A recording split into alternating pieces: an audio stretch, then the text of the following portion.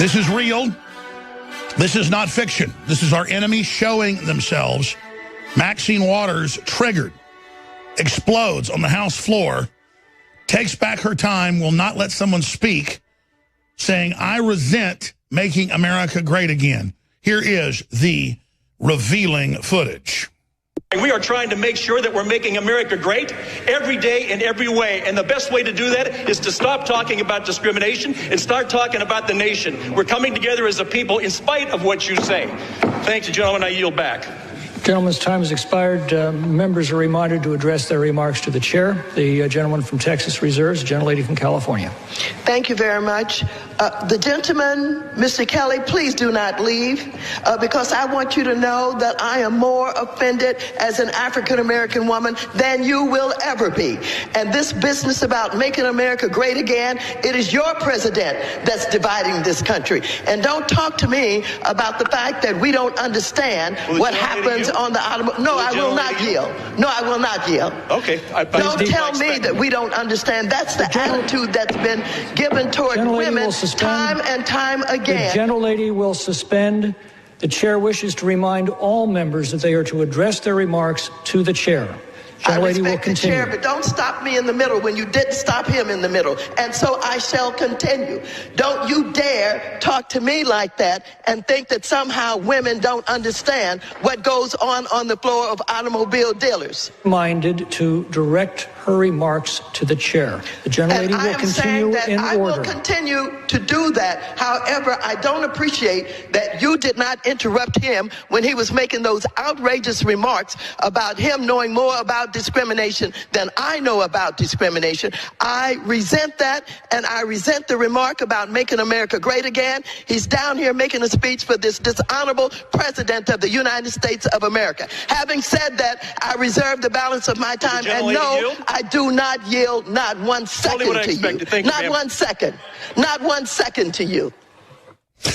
That woman is worth reportedly $50+ million. She went to Congress with no money. She's given massive direct cash payments to her husband's bank that he chaired.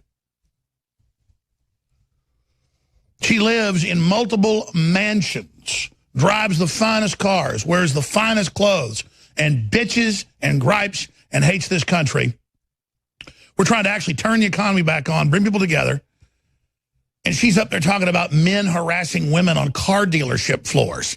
When the borders are collapsing, billions of people are close to starvation, the world's in a critical crisis, and the globalists are on record trying to make us fight with each other any way we can. You know, there's a famous congressional report back in the late 50s on the goals of communism from captured FSB and previously KGB documents. And in there, it talks about making men and women fight with each other, making families fight, getting rid of Christianity, and then replacing it with a godless state so that people have nothing. They stand for nothing.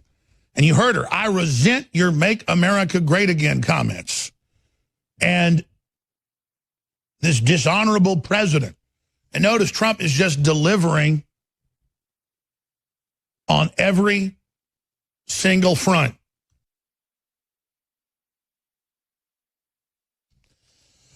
I'm going to go over the current communist goals later in the broadcast directly from whitehouse.gov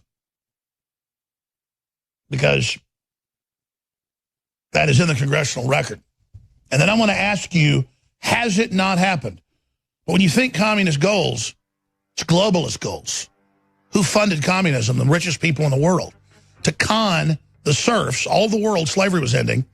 Land servitude was ending. So they had to con you as the cities became industrialized back into a form of communism, back into a form of the communal or living in the communal on the land. But the Lord is above you in the castle. You're in a communal, but they're not. It's called slavery. Ladies and gentlemen, Maxine Waters is a mad dog. She is like Cujo. She has cultural, political, spiritual rabies. I don't know which dog bit the other dog, but Hillary's got the same disease, megalomania. Everything in their wake is death and destruction. And we're going to be breaking down this incredible speech where she said, quote, "I resent Make America Great Again." We'll play the full remarks coming up, but I want to play just the end part here in a moment where she says, "I resent Make America Great Again, and I resent this president." And the hatred, the vitriol, the anger, and the way she's talking about women and blacks like it's a title, like I am oppressed, I have a title, like I'm a king, I'm an earl, I'm a queen, I'm a duke, I am a woman, you have wronged me, I have resentment for all of you, I have chips on my shoulder, and I'm black, and you've done something to me. And people are sick of it because we know it's weaponized to keep people in a cultural plantation. That doesn't mean there aren't racists on all sides. It doesn't mean there's all sorts of bad things in the world. There's also a lot of good in the world. And Trump is really trying to build factories in Detroit. How about affirmative action? He is building and getting companies to build hundreds of new factories in predominantly black areas. And incentivizing major government loans to not sit there and just give somebody affirmative action, put them at the head of the line, ahead of even Asians, women and blacks and Hispanics ahead of Asians, because they don't deserve it, because, you know, all the top slots the Asians are basically getting. See how that works? Penalizing people that actually work hard. But Trump's actually deploying billions and billions and billions of dollars of scholarships to minorities. That's being radically expanded. And the Democrats cannot stand it, ladies and gentlemen. They are pulling their hair out as the factories come back, as the jobs come back, and as we try to unify the nation. That's right, Fiat Chrysler moving some production back from Mexico due to pressure from Trump. That's USA Today. There are hundreds of big factories that have already come back, hundreds more coming back, thousands of little ones that have already come back. That's right, Trump signed the executive order on black colleges, $25 billion for infrastructure, college readiness, financial aid, and other priorities, singling blacks out particularly. Obama never did that. Remember black leaders in Chicago going, man, he doesn't even come visit us. He doesn't even care about us. Well, that's because you've got the image of a black guy, and that's all you need. Instead of the reality of an actual good-paying $50,000, $60,000, $70,000, $80,000 a year job. Would you rather have that or live in the projects and mama can't have daddy at home or she doesn't get the check? You know, he wrote a bunch of letters there in the Library of Congress. His name was Lyndon Baines Johnson, a KKK member. And he said, I'll have those N-words voting Democrat for 100 years. We're going to get those daddies out of the house and we're going to pay off their mamas. And they're going to be under our control. And within just 20 years, black illegitimacy went from 10, 15% to over 80. Just like that. And any other culture or group that gets on the welfare, it's over. It's over. It's over. And they know exactly what they did. And Maxine Waters is a monstrous person. Oh, look at CBS spinning it. Lyndon Johnson was a civil rights hero, but he was also a racist. He was a hero. You know, until the 1950s, blacks had lower illegitimacy than whites in this country. And they always spin it like, oh, you're attacking women that don't have a man at home. Nobody's doing that. There are a lot of single mothers that are heroes, the real heroes. But the system's been set up to make you dependent, to make everybody dependent. Just search engine Lyndon Baines Johnson's comments about black people. They've got the actual letters. I'll have those GDN words voting Democrat for 100 years. There's even recordings of it. I played them years ago. YouTube took them down once when I put them out saying they were racist. You can't report them a racist because, see, then you're racist. But if somebody's one of the little low-level racists they want you to know about, they'll leave it up. And he's sitting there on the tapes at the White House talking. He's going, I tell you, I won't even say it because the media will edit it together and then say I said it. But he's saying there's these uppity people. We're going to get them. We're going to shut them down. We're going to bypass these Republicans who got the Civil Rights Act passed. And the Democrats, the Dixiecrats, did not know what to do. So the social engineers came up with a plan, and it worked great. And now, here we are, 50, 60 years later, and Maxine Waters has been in Congress for 30 years. She went in there with nothing. She's worth reportedly $50 million. Her husband even more. Some numbers are 30 to 80 million. The numbers vary on her, 30 to 50. She gave tens of millions of dollars over and over and over and over and over and over and over and over and over and over and over and over and over and over and over and over and over again to her husband's bank. Look it up. Nobody's gotten away with what she's gotten away with because she is so arrogant and so hateful. And here's the video. Full video's coming up where she says she resents Make America Great Again. Here it is. The chair. The gentlelady will continue in order. I will continue to do that. However, I don't appreciate that you did not interrupt him when he was making those outrageous remarks about him knowing more about discrimination than I know about discrimination. I resent that, and I resent the remark about making America great again. He's down here making a speech for this dishonorable president of the United States of America. Having said that, I reserve the balance of my time, and no, I do not yield not 1 second to you. Not 1 second. Not 1 second to you. You know, if Maxine Mad Dog Waters had ever been through the stuff I've been through at the hands of white people, then I could expect some of that hate. But you know what? She doesn't have one story about a white person physically attacking her or anything. I grew up in Dallas, Texas, and I have experienced gangs of racist black people. But see, I'm not an idiot, so I don't hate all black people, and most black folks aren't like that. But growing up in Dallas, Texas, there were a lot of really racist black people. In fact, if I had buddies that played football that were black or whatever, and sometimes I'd be out with them, you know, walking to somebody's house or something, or going to play baseball, and card pull up, a bunch of big black guys get out and say, what the hell are you doing with this cracker? We're going to beat your ass too. And Maxine Waters knows full of that. She's a raging race pimp. She hates black people. She knows how to sucker them and manipulate them and get rich off of them. She's a dirty monster, just like Hillary Clinton and just like Michael Moore and all these folks. And they are so pissed that Republicans are trying to bring people together. The old blue blood Republicans are all dying off. That Donald Trump opened up all his golf courses to black people and Jews. They all know that's why he was such a big hero to the hip-hop groups. That's why they're all crap in their drawers. Because somebody's coming around that isn't there to screw everybody over, you witch, you nasty, evil, dirty, globalist piece of crap. Excuse me, I'm getting a little bit angry here. We're going to go to break and come back with all the speech and so much international news. QAnon. The biggest news on QAnon ever, and that intel, QAnon has been penetrated, has been flipped, identity stolen. That is confirmed. I talked directly to the real QAnon folks this morning.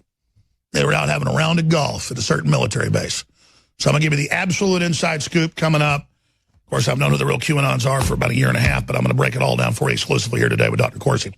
Now, before we go any further, we've got two specials, 50% off on each, limited time. Both these items are going to sell out. All the Super Blue, fluoride-free family of mouth care, dental care, the toothpaste, the adult, the children's, the mouthwash, the immune gargle in 3 sizes. It's all 50% off and free shipping when you buy them all together, or 50% by themselves individually, and Body's Ultimate Turmeric Formula. It's incredible. 95% curcumin level. Leading competitor has 3%. That's right. It is incredible with 5 other key ingredients to supercharge it. Learn about why turmeric's so powerful and then get the best whole body support, Ultimate Turmeric Formula, Body's at InfoWarsStore.com, and fund the very tip of the spear against the globalists, the race warmongers, and the New World Order. We'll be back, unifying America. Victory on a planetary scale. Her remarks to the chair. The gentlelady will continue in order. I will continue to do that. However, I don't appreciate that you did not interrupt him when he was making those outrageous remarks about him knowing more about discrimination than I know about discrimination. I resent that, and I resent the remark about making America great again. He's down here making a speech for this dishonorable president of the United States of America. Having said that, I reserve the balance of my time, and no, I do not yield not 1 second to you. Not 1 second. Not 1 second to you. Meanwhile, black people get poorer, more of them are in prison, Hillary got the laws passed when Bill Clinton was in office to make black people come to heel like a dog because they're, quote, super predators. Should I play that video clip of Hillary saying that again? There she is with Bill Clinton. She's part of the ruling class. She is the apprentice, the baby Sith Lord of LBJ, who openly wanted to enslave black people with welfare, and they did a pretty good job of it. It's sick. And then she's triggered by a speech we played excerpts of earlier where he's just talking about making America great again and coming together and not being racist and not pushing the race card all the time. But that's what the Me Too movement, all of this is about, total division. And she is so corrupt. She is listed as one of the most corrupt members of Congress. She knows it. She's got this whole stick she's running of virtue signaling as a smokescreen for the incredible crimes that she's committed. In fact, we ought to take some of her speeches and weave them in with Hillary Clinton saying blacks are animals, they need to be brought to heel like dogs, all the rest of it, because it is unbelievable how long all this has been going on. It's truly sickening. Yeah, there's LBJ. I'll have those N-words voting Democrat for the next 200 years, touting his underlying intentions for the Great Society programs. LBJ confided with 2 like-minded governors on Air Force One. And that's the congressional record. There's letters with similar things. He was a dragon, not a grand dragon. He just ran a major city in South Texas. He was a dragon in the KKK. And you see, those that don't know history are doomed to repeat it. The Republicans were the abolitionists. They were the big Christian party. You know, Lincoln. And then by the 50s and 60s, people like my grandfather, whose family were all Democrats in East Texas, he'd been in World War II, he said, no, we need to stop treating black people like second-class citizens, third-class citizens. And so there was a big Republican sweep with Eisenhower in the 50s. The Democrats didn't know what to do. The Republicans were passing civil rights acts. So they came up with a Southern strategy. They tricked the Republicans into it, the blue bloods, by diving in and saying, oh, we love the minorities now. We're going to give you free stuff, but you got to go under our control. And the Republicans switched back to a Southern strategy. There were a lot of racist blue bloods in there as well. But here we are today with the rebranding of the Democrats as the guys that care about you. It's unbelievable. In fact, here is Hillary Clinton and her super predators comment when they were running for president. And then there's similar comments she made when they were running for re-election in 1995. Here it is. Not just gangs of kids anymore. They are often the kinds of kids that are called super predators. No conscience, no empathy. We can talk about why they ended up that way, but first we have to bring them to heel. And the president has asked the FBI to launch a very concerted effort against gangs everywhere. In addition to that, he has appointed a new drug czar. You probably saw him Tuesday night. He's one of the most distinguished active military... Okay, so there you go. And they made it where if blacks are caught with cocaine, they got 3 times that of a white. And how'd they do that? Well, they made crack cocaine, even though per volume it had the same amount of cocaine in it. They would then give you triple the sentence because it was a drug blacks predominantly used at the time. Remember Schlitz malt liquor, almost exclusively drunk by blacks? It'd be like saying if the cops catch you with Schlitz malt liquor, drinking and driving, you get 10 years in prison. But if they catch you with Coors Light, you get probation. You're like, but it's the same thing. I mean, you could argue Schlitz malt liquor might be a little bit stronger, but per ounce of alcohol, it's still the same charge. Think about that. Think about that. Oh, well, you got Schlitz malt liquor. We're going to put you in jail for 10 years. Oh, you're drinking Milwaukee's Best? You get probation because that's what whites drink. By the way, if you're going to drink cheap liquor, I know in high school and college, Schlitz malt liquor is pretty good, actually. I wouldn't touch Milwaukee's Best and all that. Schaefer, Light, and Pearl. Ugh, horrible Texas beer. Absolutely horrible. But, I mean, you want to drink some nasty, cheap beer, Schlitz malt liquor is actually good. Anyways, I haven't had a Schlitz malt liquor in probably 20 years, but boy, that'll give you a headache, though, the next day. Whew, boy, I tell you, malt liquor. We're now having a malt liquor discussion, ladies and gentlemen, you know, where the big bull comes to the wall. Did the Kool-Aid guy rip off Schlitz malt liquor when he busted through the wall, or was it the bull that ripped off the other way around. Who knows? I'm digressing, ladies and gentlemen. But do blacks deserve triple the time for cocaine that whites do? No, they don't. That's racist. Who did that? Bill Clinton. And then who says, oh, they're so concerned about blacks in prison? Maxine Waters and Bill Clinton and the whole filthy, stinking Democratic Party. I've now digressed into 3 full segments on Maxine Waters, and I still have got a ways to go. So I'm gonna stop right there because there's so much other big news to hit. What we need is Christian culture. Even if we don't believe in God, real Christian culture, big families, all of that creates low crime, incredible prosperity and happiness all over the world where it's practiced. You'll have one African tribe that's Christian, and they're super rich and wealthy and successful, and you'll have another African tribe that isn't, the exact same genetics in places like Rwanda, and they're living in mud huts. One tribe 200 years ago adopted Christianity. The other tribe didn't. One lives in mud huts, one has high-tech factories. That's what we have with the story by Dan Lyman at EuropeWars.com, our European division. It's also up on NewsWars.com. We will build a 21st century Christian democracy, says Hungary's prime minister who's fighting the globalist. Orban's bold vision explained. This is the answer. They want to get rid of it, just like the goals of communism. All right, now when we come back, I'm going to shift gears out of that and into the big enchilada. I have known that QAnon was a consortium of 6 or 7 real military intelligence individuals with their view. Didn't mean it was all accurate or all perfect, but I've known for about 6 months who some of them are by name. And the White House said, yeah, we kind of like the things QAnon's saying. They told Corsi that, and I was also told that by another source. But that was somebody below the president. But the last few months, it's been going sideways. I've had some private discussions, disagreeing with folks that still thought QAnon was real. And I just said, I'm not doing any more QAnon coverage.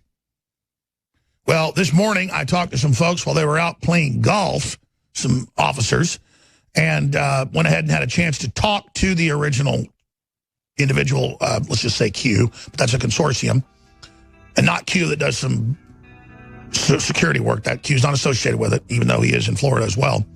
And where you've got Central Command and all the rest of it, Special Operations Command.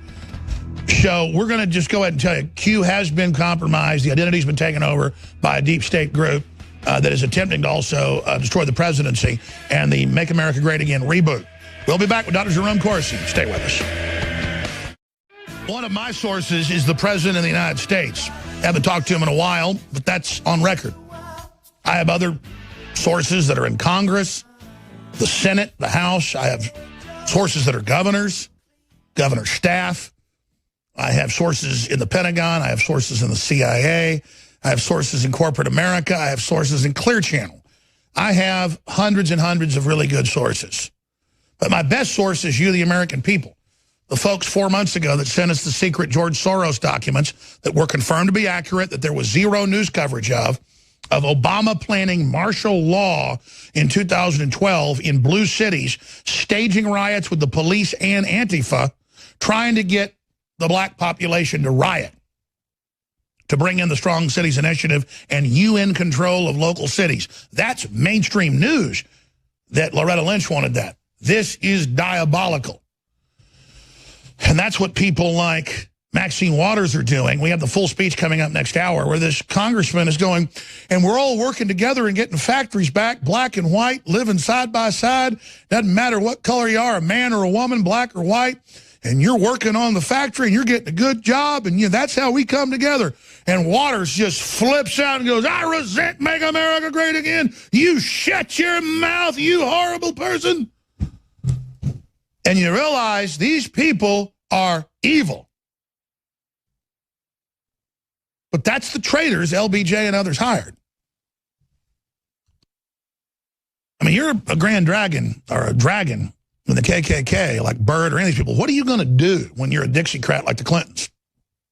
And most of the people in the South are Christians and they're not racist. And everybody's going Republican. You just flip around and go, I'm your friend now, black people. I'm a good Southern gentleman, Bill Clinton, Robert Byrd, good old Texas man, LBJ. I'm going to help you out now, fine Southern gentleman. You can't have a man in the house. We're going to give you some gangster rap here and ship cocaine to your neighborhood, but that'll be all right, won't it?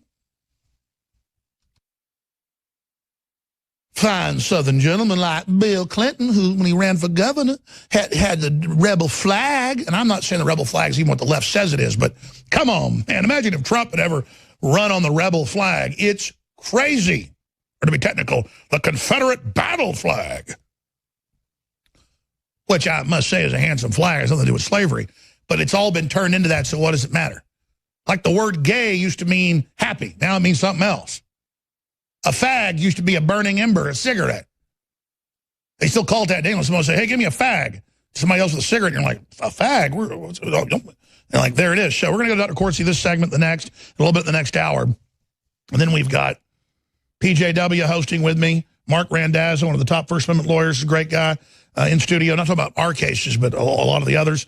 Joel Gilbert, always doing a great job hosting the fourth hour. But before we go to Corsi on this big announcement, please support the broadcast. There's a reason they're coming after us. The globalists know we have sources that are high level. But more importantly, we're the big source. You, the audience, our guest. This operation is listened to by militaries around the world, by intelligence agencies, because it's one of the only places where you're having a real open discussion. And we're funded by you, not by Jeff Bezos, not funded by George Soros. No, not the Democratic Party, not the Mercers. I'm not saying they're bad people or any of these folks. Everybody else, except for Matt Drudge and us, and that's basically it, is funded by the establishment. And I remember the first time I wanted to get Milo on, he had to get permission from the Mercers to come on. I mean, I'm not putting Milo down. He's a great guy. I agree with a lot of his politics. I don't agree with some of the lifestyle stuff. But he has his free speech, and he's one of the people to first be banned off the internet, basically, Twitter, you name it. So this is hardcore. This is serious, folks. We need your financial support. And we make it easy. I go out and I say, what is the best-selling supplements in the country and what works the best? Well, everybody loves turmeric for a decade because of the thousands of studies on what it does for inflammation, cells, energy, stamina, you name it. Works better on me when I hurt something than Advil. And I'm not comparing it to that, toxic garbage. The point is, Advil really does work. Well, for me, it works even better. You can read the hundreds and hundreds of reviews, because it's a newer product, at InfoWarsLife.com. 5-star reviews. People absolutely love it. And it is Body's ultimate turmeric formula. 50% off. We got it a few months ago super popular, sold out in 2 weeks. We brought it back, and I just said, you know what? I'm going to 50% off again so you see how great it is. And then hopefully sign up for auto ship, additional 10% off, and just become a regular customer and experience how great it is. Leading competitors aren't even as strong and cost more. And also we have the entire Super Blue family of products at InfoWarsLife.com. Fluoride-free, fortified with colloidal silver and iodine. It's amazing. InfoWarsStore.com, InfoWarsLife.com, or 888-253-3139. That is 50% off as well. All of it together, you get free shipping, or individually 50% off. InfoWarsStore.com, InfoWarsLife.com, takes you right to the supplements, or 888-253-3139. Now, QAnon put out a lot of exclusive info that was accurate, made a lot of predictions that were accurate up front. Then a lot of things started to be said that weren't exactly accurate or didn't happen. And then I noticed mainstream media and online, Twitter, Facebook, and YouTube wouldn't block you when you were promoting that. And I thought, that's a little suspicious. But I talked to people I know in the military and others. They said, no, we know some of the people on those boards using that name. There's only 5 or 6 people. But then it started getting a little bit weird. And they said, no, somebody's hijacked it and basically hacked it and is using it and is now putting out disinformation. But separately, people like Zach, super good source. I know his full name, who he is. We got a lot of other big sources in the military. I mean, I've got sources, I'm not going to say from what units or groups, but the most elite, of the most elite, highest level, we have it. I'm going to leave it at that. CIA, Dev Group, Delta Force, you name it, all of it. Whole 9 yards. Because they're patriots. And they know what this country is in right now, where we're going. And Dr. Corsi's written 3 #1 New York Times bestsellers. He's changed elections. He's got amazing sources. He got told by the White House 6 months ago, hey, we like QAnon. But now that's not the case. And so I was on the phone this morning and talked to some folks who are out playing golf with people that have been involved in QAnon. They say, hey, that's been taken over. We're unable to even post anymore. That's not us anymore. And then Corsi was right on the same line 2 days ago in private conversations we had saying, hey, it's been compromised. Then I didn't even talk about it on air. Then I was separately told this by QAnon. So I'm going to say again, I've talked to QAnon. There's only about 5-6 people that have actually been posting. I've talked to QAnon, and they're saying QAnon is no longer QAnon. So, Dr. Corsi, tell us about your angle on this. Well, it's very similar to yours, I think, Alex. You're correct. I think the White House for a long time did support QAnon. I've been following it since December. And then periodically there would be cyber attacks and it would shift. It was clear that the QAnon identity was under attack. The real shift occurred really on April 28th. That's when I really began concluding that QAnon was now completely hijacked by a psyop operation that had hijacked the identity and was starting to publish disinformation designed to destroying the movement and dividing the movement. The posts changed in quality and their content. We started to get attacks on people profiteering, making money. You can't make any money on the patriot movement if you. So we started to see a fog of confusion attacking the platforms. Yes, and no leader. I mean, first of all, no leader like QAnon. Why would you attack prominent spokespeople in the movement? Attacking me for writing a book and making money on writing a book, and so I began to get then just inundated with troll type emails and postings on Twitter attacking me for profiteering. Even though I've been one of the most prominent supporters of Q, the whole movement began to turn on me. And by the way, your book is about the conspiracy to overthrow the president with the fake Russiagate, nothing to do with QAnon, even though there's some in the book. So that's how the distraction began. So the identity got grabbed. You, one of the people promoting the original real QAnon, began getting demonized as the public spokesperson, basically QAnon. I mean, that's what you've become. And so now we go the rest of the way. But I was told months ago it was compromised. So there is a civil war going on in this country between the Tories, those that are with the globalists, the big robber barons, the internationalists, who want to end sovereignty and end the free market for the general public, and nationalists like Trump, who says he wants a victory for the world. He wants world peace. He wants economic development. He doesn't want a strategy of tension, a strategy of destabilization, but a very good, pragmatic strategy of development. We haven't had that since really Eisenhower. Warned us about the military-industrial complex. Kennedy was in over his head, somebody that Dr. Corsi knew when he was a youngster. And they killed him. But if you read the 45 secret goals of communism leaked to Congress in 1963 that we've just posted to Infowars.com, you will see that communism is an instrument of the robber baron class to sabotage society and to sabotage culture. That's on Infowars.com right now. Please get it out to everybody. Now, going back to Dr. Corsi. The reason this is important, obviously, is QAnon was a good source. I talked to my military folks. They ferreted into it. They actually know some of the people involved with it. It was people acting on their own. They weren't giving out anything secret, but they were showing that they knew what was about to happen on some issues to get credibility. My concern was that could have been a setup to get people's confidence and then sit there and put out a bunch of disinfo. But then I talked to some others. They said, no, overall, those are some good people. But how they do it is they go into the 4chan, they hack it, they take down the links, they put out a fog, then they start attacking people that had been supporting the real QAnon to basically just destroy the entire thing and discredit it. And that's why I was always saying I'll focus on it, but my main focus is just public intelligence, human intelligence, the major trends, what we know is unfolding. And we know there is a war going on inside the deep state. So the narrative being put out by QAnon before was one of hope and truth and very, very positive. Now it's one of infighting and destruction. So I just think we should recap what's happened, get into the latest, and then basically stick a fork in the avatar of QAnon. It is now an overrun disinformation fount. Dr. Jerome Corsi. Well, I agree with everything you've said, Alex. This is a now completely compromised source. The psyop that took over QAnon, and I see now. I think there's signs of NASA being involved at this point.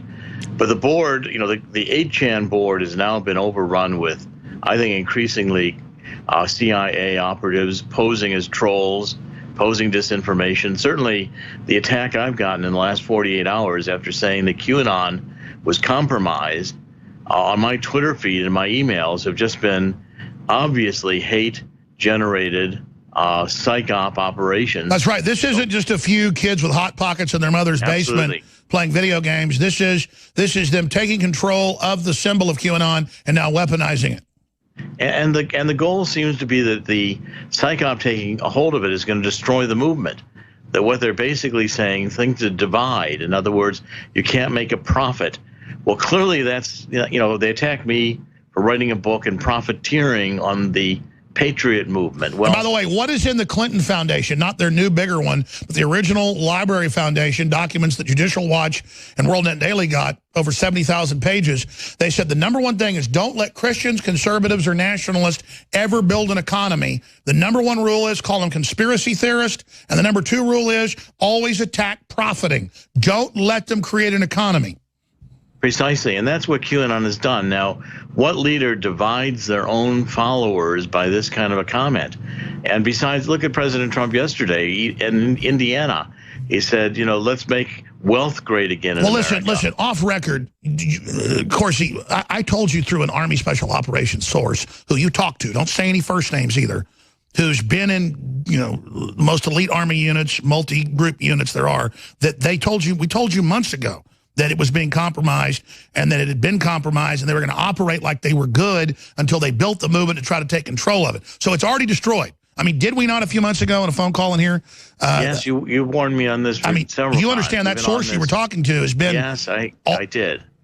It was credible. It was a real source. Well, that source is what... we got sources all over the place, bigger than the original QAnon people. I know I was on the phone this morning with the real people.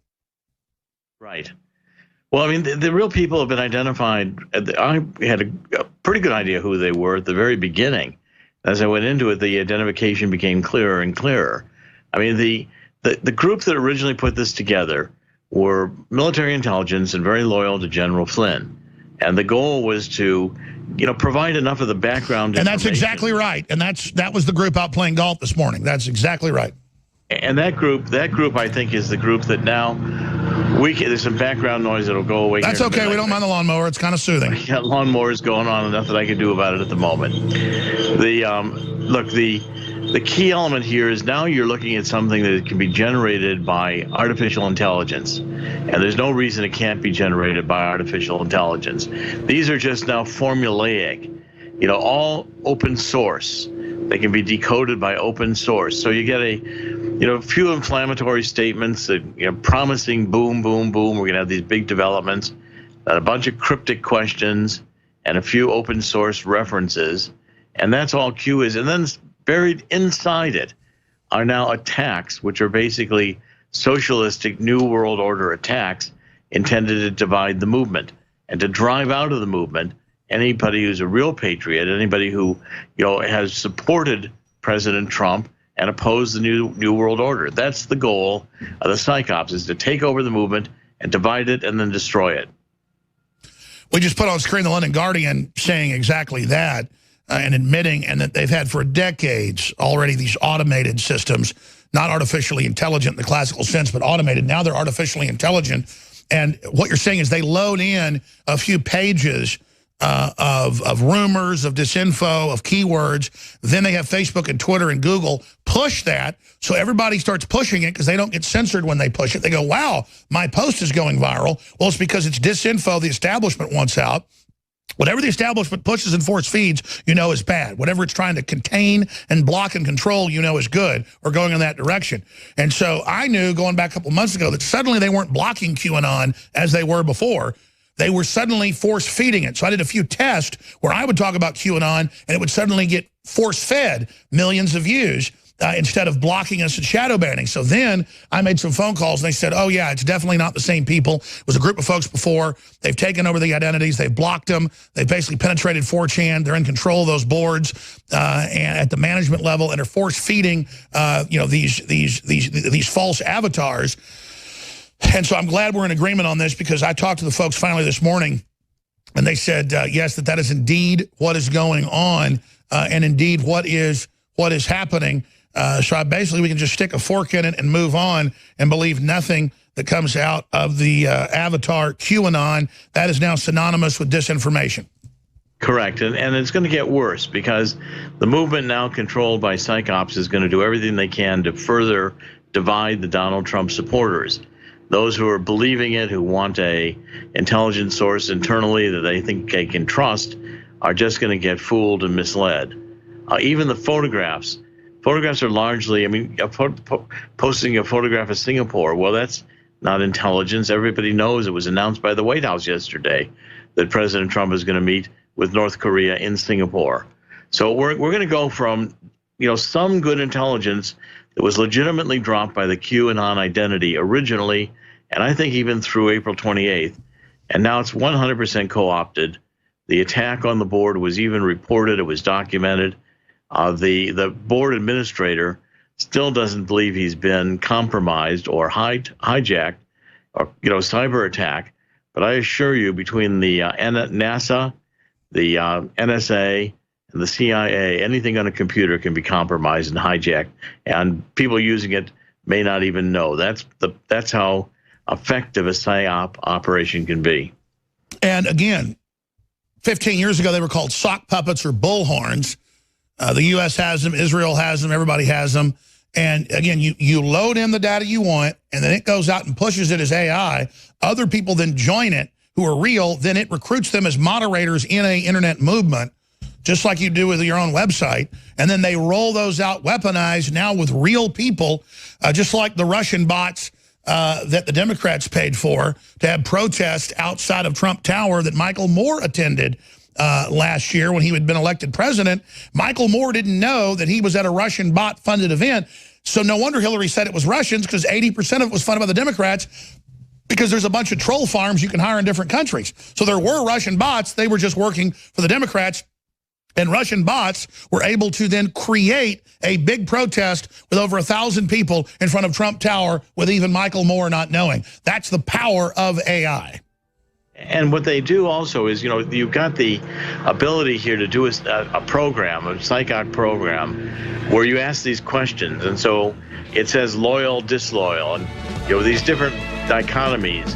You punch the button, and it generates out cryptic questions for you. And the whole thing. Yeah, so they've basically created a little mind control video game, choose your own adventure thing that they're manipulating people with.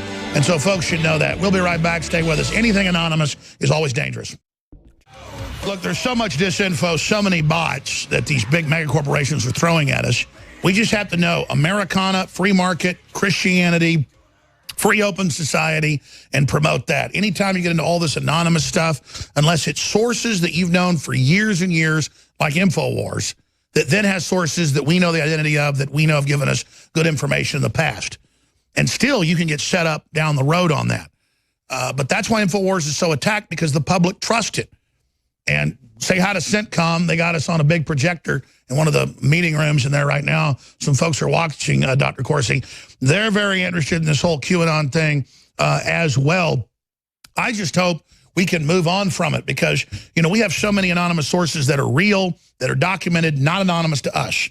And then the media just ignores it. But then the way they pick up QAnon, you could see where the trap was going. So, Dr. Corsi, any other points you'd like to add? Well, I think that now that we see the Q identity has been compromised by a psyop, and a psyop is in charge, we ought to just start coming forward with much more of our own deep source information, which I've been filtering through QAnon, basically utilizing it as a vehicle so that information we independently had could be blended into the QAnon story. That's been largely my methodology in the decodes I've been doing. So I think we need to just quit that and go directly with our own sources and our own intelligence information, because right now we're at a critical point. This is the point at which I believe the Trump administration is positioning to fire Mueller or put Mueller under criminal investigation himself for the Uranium One cover-up that he did, which I think was criminal. And Trump is about to launch into a serious counterattack, in which I believe Sessions has to be fired, Rosenstein has to be fired. And I think what this signals, Alex, is we ought to go more directly even ramp it up with our own internal intelligence information that we can share with the public. I mean, not anything classified, nothing that is, top secret. I'm not interested in dealing in classified information, but the own interpretations and directions we're getting pointed in by the intelligence sources you and I both work with almost on an everyday basis. Well, that was my issue with QAnon the whole time. Some of the stuff was accurate, some of it was good. A lot of it was just publicly available information. And then I had the hostage rescue team tell me he went to the Middle East. He had a woman in there for days before. There was Antifa paraphernalia. It was a gun-running deal gone bad. Saudi Arabia was having a big conference there. We believe they used the fact that he'd sold them guns before to meet to see the weapons. Then they used those to set him up in part of a Saudi civil war. And then months later, that's basically the facts that have come out. I mean, wow, really have sources in the hostage rescue team. Really have sources in the CIA. And I'm going to leave it at that. I don't mean like pencil pushers either. And I'm talking about direct action, covert action, all that. And they want the country to come back. They know the globalists have hijacked the nation. They know the communist Chinese. Dick Cheney came out yesterday and said, communist China's the threat. They've infiltrated us. They're the enemy, not the Russians. And not because he's a Russophile. The Chinese are the problem, people. Go ahead, Dr. Corsi. Well, and I think we've got information that has been extremely valuable that now it's time to share directly. I mean, one of the things I see about QAnon, as soon as the embassy was going to be moved from Tel Aviv to Jerusalem, as soon as President Trump decided to tear up the Iranian agreement, the anti-Semitism on the Q boards and me being hit with tweets and emails. I tell you what, can you come on? Can you come on the 4th hour day? This is so important to just go ahead and give the big, I know you got a lot of great sources to give us your intelligence dump. Can you do that? Yeah, I'll be delighted to. You're going to host the show then. Joel Gilbert will be fine. Joel Gilbert's normally hosting that, but you're gonna host the 4th hour. Dr. Jerome Corsi, 4th hour today. Well, Paul Joseph Watson, our editor of InfoWars, and we're trying to set up the London bureau over there right now. I already set up the Europe bureau. Got a lot of big wheels want to work with Paul, so we're going to be having some meetings today after the show, like busy little beavers. Let's just say the folks that brought you Brexit want to go to the next level with InfoWars. We're fighting hard, ladies and gentlemen. We're the tip of the spear. And that's why they're out to get us. That's why they're trying to shut us down, because we're promoting ice water in hell, or a nice warm house at the North Pole. We're promoting Americana. We're promoting free market. We're promoting mom and apple pie and not Venezuela collapse. So Paul's always loaded for bear. We're going to talk to him. He's going to co-host this hour with me about what he wants to get into. And then I've got several subjects after he's covered the first few segments of this hour that I want to get to. The secret 45 goals of communism leaked to Congress in '63. This is must see. We've published it to Infowars.com and Newswars.com. Also, we are going to look at the whole North Korea deal coming up and the fact that Trump said, I don't really care about getting a Nobel Prize. I'm going to play the clip. I care about worldwide victory. Victory for the planet. 1776 worldwide. True innovation, true age of discovery, Renaissance 2.0. I told you that's what this is. And you're going to start hearing it. You're going to start seeing. And I told you, with Trump, it's all about energy. What does Jay-Z say? The energy of Trump and his energy. Behind the scenes, Trump is all about energy. The energy. He loves black churches. The energy. He loves the Holy Ghost. Trump is becoming a very strong Christian. And he just likes the energy. Well, why wouldn't you like that energy? And so that scares the culture of death, because they can see Trump is alive. He's virile. He's strong. He's not one of these so-called alphas that wants to see you be weak so they feel powerful and over you. We're also going to get to, as robotics and AI sprint ahead, U.S. must battle China for supremacy, but then battle to put the AI in full control of everything. There's some major pitfalls to that. Also, Alphabet is considering investing in Flipkart alongside Walmart Insiders explain why. We're also going to be burrowing into this really key report next hour. EMP Commission warns of year-long blackout and massive death toll. That's the real way the globalists may try to depopulate us. But they'll want to build their hardened bunkers and facilities first. The problem is they've done that. And then I saw this a couple of weeks ago. And then I saw it again today when my personal trainer came over. And he pointed out this is everywhere in his feeds on Facebook and Twitter. Pat Riley pointed it out. That Paul Watson said, hey, this young lady's an interesting reporter. She's coming to South by Southwest. You ought to let her be a guest reporter for a day. And I said, sure. I guess Ashton Whitty's her name. I've only met her once briefly. Very nice lady. Like she's like 20-something years old. And I was getting tired of putting 20, 30, 40 videos on our YouTube and our Facebook a day because the guys told me that we should not do more than 10 because then it doesn't let the others go viral. So I'd said, put these things on sub-channels. So I walked in and saw like 20 videos that had been uploaded, and I said, delete those. It was like the day after she'd been here. And I said, and then re-upload them on the sub-channels. That's how we're going to build those. I walk out. The media watches us so closely, they went, Jones is scared. He removed this video of her. She's destroyed by this woman who's a genius. The woman can hardly talk. So I finally watched it, and Ashton Whitty, I guess I ought to try to hire her. She did a great job. They're celebrating this, like the kid that walks up and tells Owen Schroyer, F you. They celebrate their weakness as a victory. It's a total psyop. And I'd never watched this clip. I had just seen like dozens of videos. And I'm like, I told you guys, stop posting 50 videos a day on the YouTube. I don't normally raise my voice, but I said, delete them. They said, a lot of them are yours. And I went, I don't care. Put them on sub-channels. That's how we're going to build those. And they went, oh, my God, he deleted these. Study what videos. Why did he delete them? We found them over here. Oh, look, we found it on Twitter and we found it on Facebook. He didn't delete it there. We found it. The articles go, we found it. He tried to hide it because we posted it there, idiots.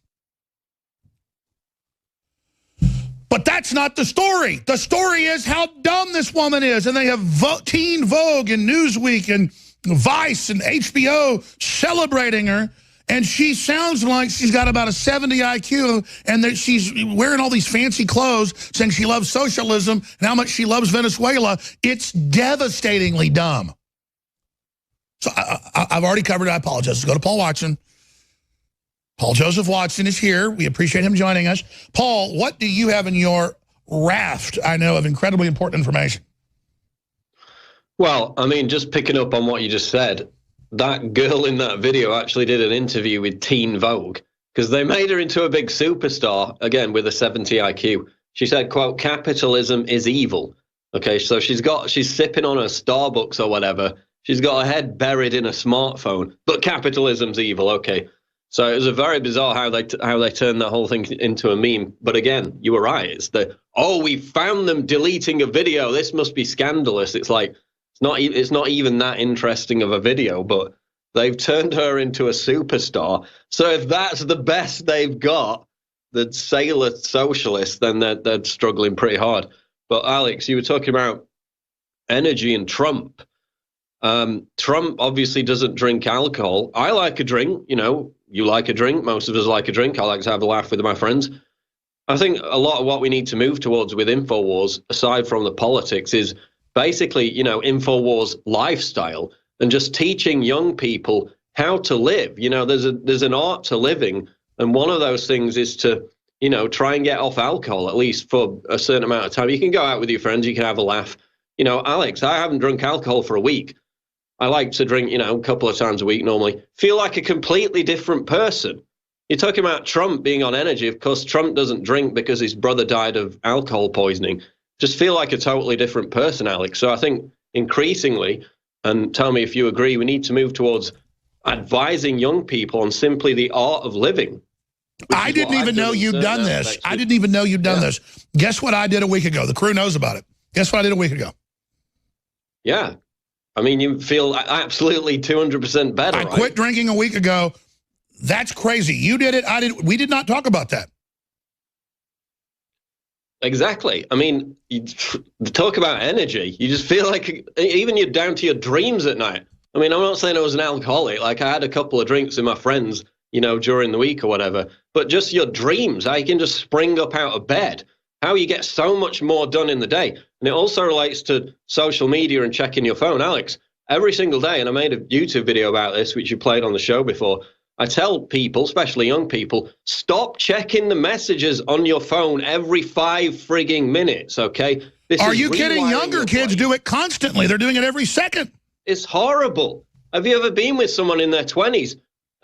Like, there's a, you know, the sound on Twitter where people refresh the notifications. It's like a plop, plop, plop. I've been around people who literally do that every 5 seconds. It's rewiring people's brains, making them depressed, making them lose focus, making them lose their attention span. It's absolutely horrific. Paul, this is 100th monkey syndrome. I hadn't told you this yet, but I've told the crew I want to go full on against cell phones, full on against the manipulation of dopamine, how the globalists admit the social engineering, and launch the anti-transhumanist movement with a foundation officially. And then I was about to call you and say I wanted to change direction just into saving humanity itself, and because we've already exposed the globalists, and you're already on the same page. That is synergy. That is serendipity. That is synchronicity.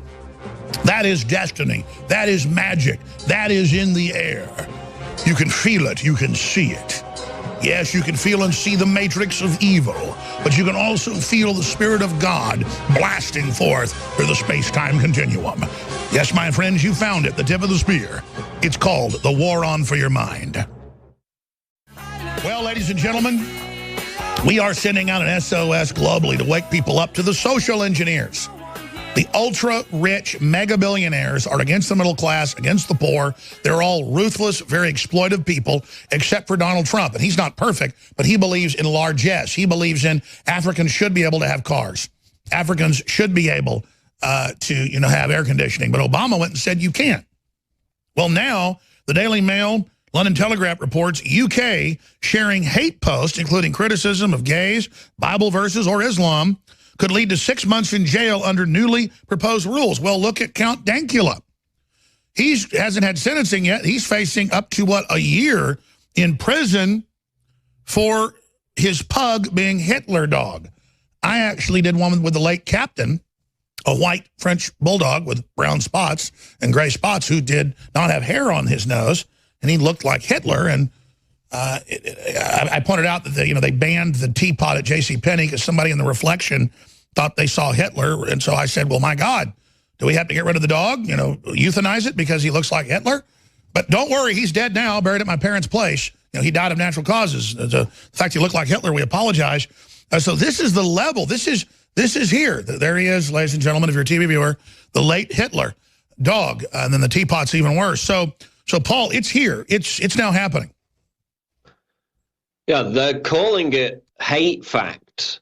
Okay, this is literally what Tommy Robinson was banned on Twitter for. He pointed out the fact that I think it was, and it's around this ballpark figure, I think it's around 89% of grooming gangs in the UK are either Pakistani Muslims or Bangladeshi Muslims. Now, it's in that ballpark, but he made this fact. It was confirmed by actual anti-extremist Muslims like Majid Nawaz. He posted that on Twitter. That's one of the reasons why he was banned. They're calling them hate facts. They may be true, but they're still hateful because they make a certain minority group look bad. You've got the same situation in other European countries. There was a 55-year-old in Sweden who said that Muslim migrants, are overrepresented in sexual assaults and violent crime. Completely statistically true.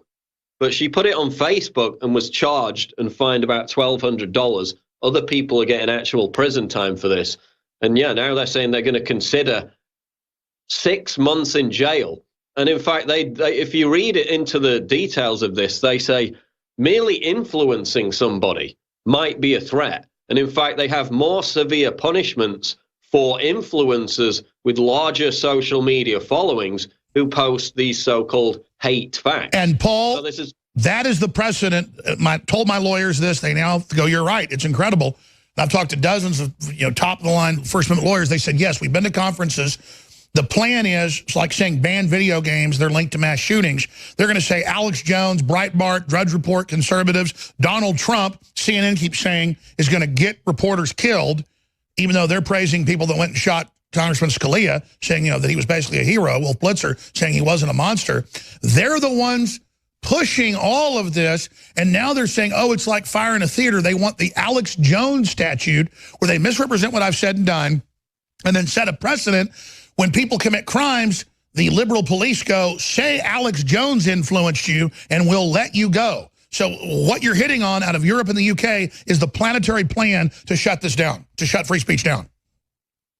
Exactly. It's all about creating this new moral panic to sideline the voices that are challenging their power monopoly. That's what it's always been about. Now you've got the same situation with these deep fakes, which I know you wanted to talk about, where they now have the technology to make it look somewhat, I mean, it's somewhat convincing. It's not completely convincing, having certain political figures say things that they're not actually saying through this manipulation of video, where, as we see on screen now, they can plaster somebody else's face onto a template and make it look like somebody's saying something they're not. Now, you look at how the media treated this when it became a controversy. Last month, BuzzFeed came out with a video where they had a voice actor who sounded like Barack Obama, and they made Obama say these things, and it wasn't completely convincing. The voice obviously wasn't Obama's, but they're creating this hysteria saying, nobody can tell the difference. This is a horrific threat to democracy. And then you read down, you watch the BuzzFeed video, and they literally say the solution to these deep fakes, to this voice technology, to this face technology, the solution to it is to trust mainstream media more.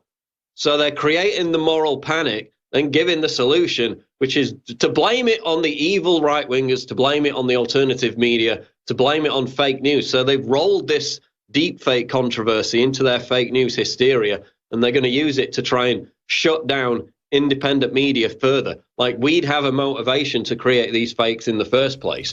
Well, Paul, remember Megyn Kelly before she left Fox? She covered Pizzagate, misrepresented everything I'd said and done, and then played an edited audio, but it was actually video from the show, but it's harder to edit video because you can see the cuts, of me saying Hillary killed children in the bottom of a pizza place when I said she was responsible for killing kids in the Middle East. So they edited two different things together to put out the total fraud. So that's a low-tech way that they do this.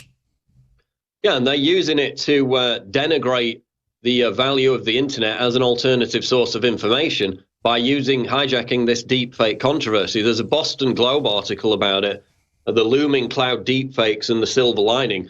And they say the silver lining is that now we will be trusted less, basically alternative media outlets. I'll read the quote. The author says, I can't help but consider whether the complete vaporization of truth online might actually be preferable to the uncertain state we've found ourselves in. If we can change our view of the internet from the information superhighway to tabloid on steroids, we may stand a chance at maintaining power over it. So They're saying the establishment media, the legacy media, is losing their power to alternative voices, which is what's happened over the past 5-10 years. And this is a way that they can hijack that to blame us for all this deep fake contrived hysteria, so they can retain power, maintain power over the internet and bury us in the algorithm even further. So they're openly saying that in their own publications now. Alex, you've seen the Facebook figures.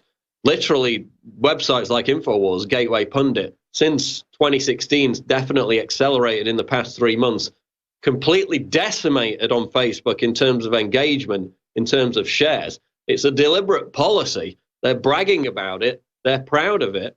We've had studies showing that this can shift millions and millions of views. This is why we need to be, this is the biggest subject for me going into the midterms, going into 2020, is the fact that we're all slaves to the algorithm.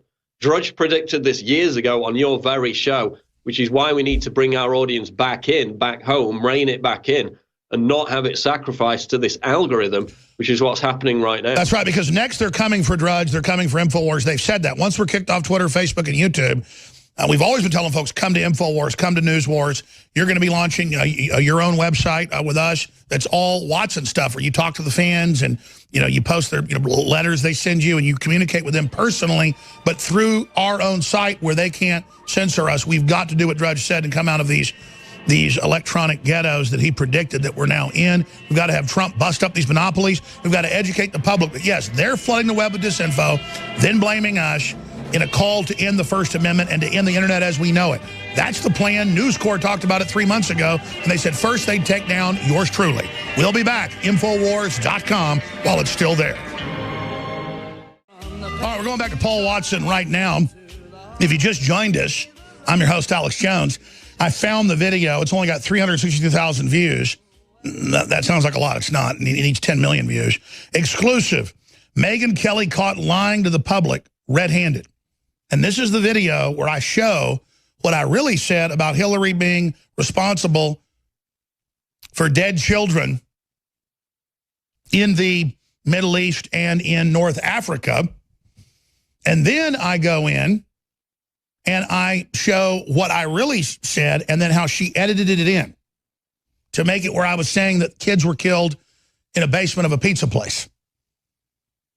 Now, folks, you think about that massive, massive deception. Now, again, think about the level of deception of these people. Think about how stupid they think you are. And now they're flooding the web with even more. The same mainstream media that told you about the WMDs. So the video we're going to put on screen for everybody from YouTube is titled Exclusive, Megyn Kelly caught lying to the public, red-handed. People walk to me on the street, they go, how dare you say Hillary killed babies in a basement? And I said, I did not say that. That is edited. And they go, shut up, liar. Why don't you apologize for saying she murdered those kids? And then my lawyer went to a conference this weekend in D.C., and they were saying the same thing, that I've gotten people killed. So this is like the hysteria telephone game that they have created and that they've put out. So go to that video, and you can then see all of it there for yourself. What I really said versus what she aired in her incredible deception. And it gets worse and worse and worse. And imagine being the beneficiary of this. And I say that sarcastically. But you know what? I'm not trying to win a popularity contest. I'm here to force the big issues out, to be at the tip of the spear, expose this entire lying system so we all have a future. I'm not like all these other cowards that put their finger in the wind and try to figure out the best way to go for their own personal lives. Because you go that direction so long, pretty soon everything collapses.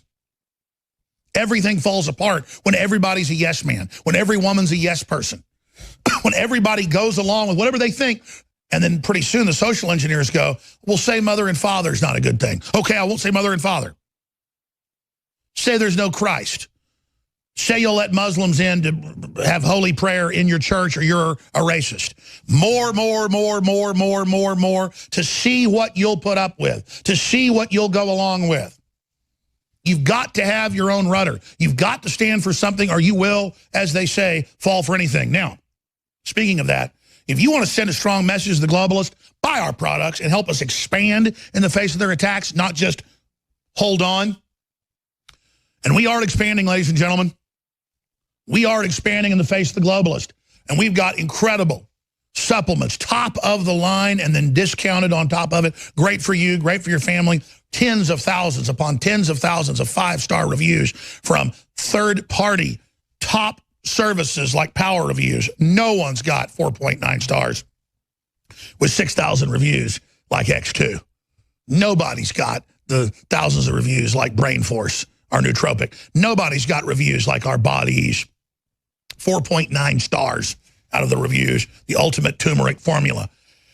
50% off right now. Nobody's got thousands and thousands and thousands of reviews for organic, non-GMO, high-quality products like this, like our toothpaste, fortified with colloidal silver and iodine, the entire family of Super Blue products, 50% off and free shipping if you get the combo pack.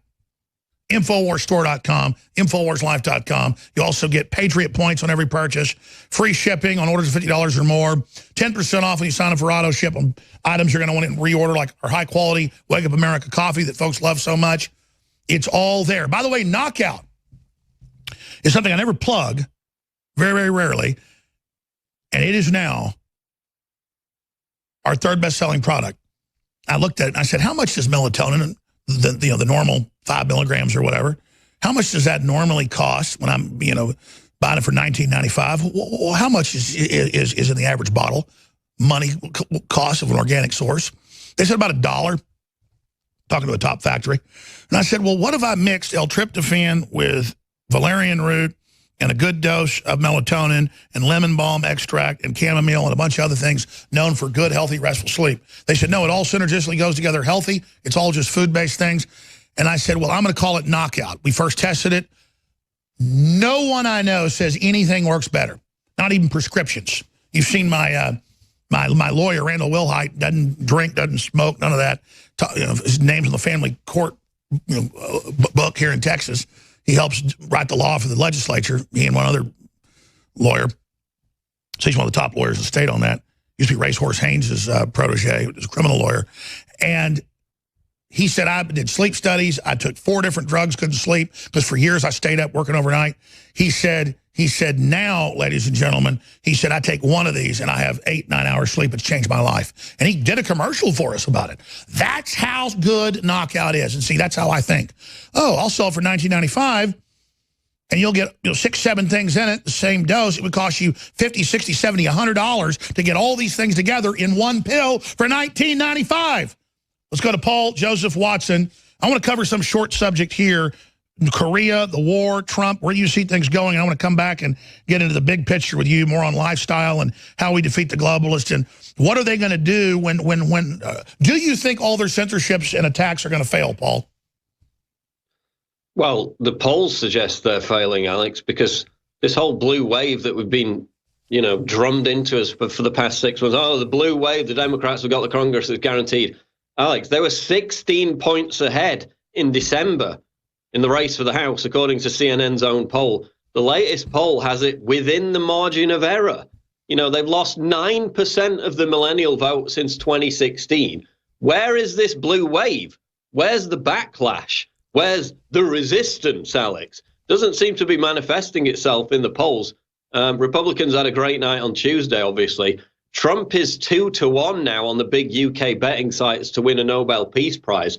They just captured or killed 5 top ISIS leaders. Imagine if Obama had captured, under his administration, 5 top ISIS leaders.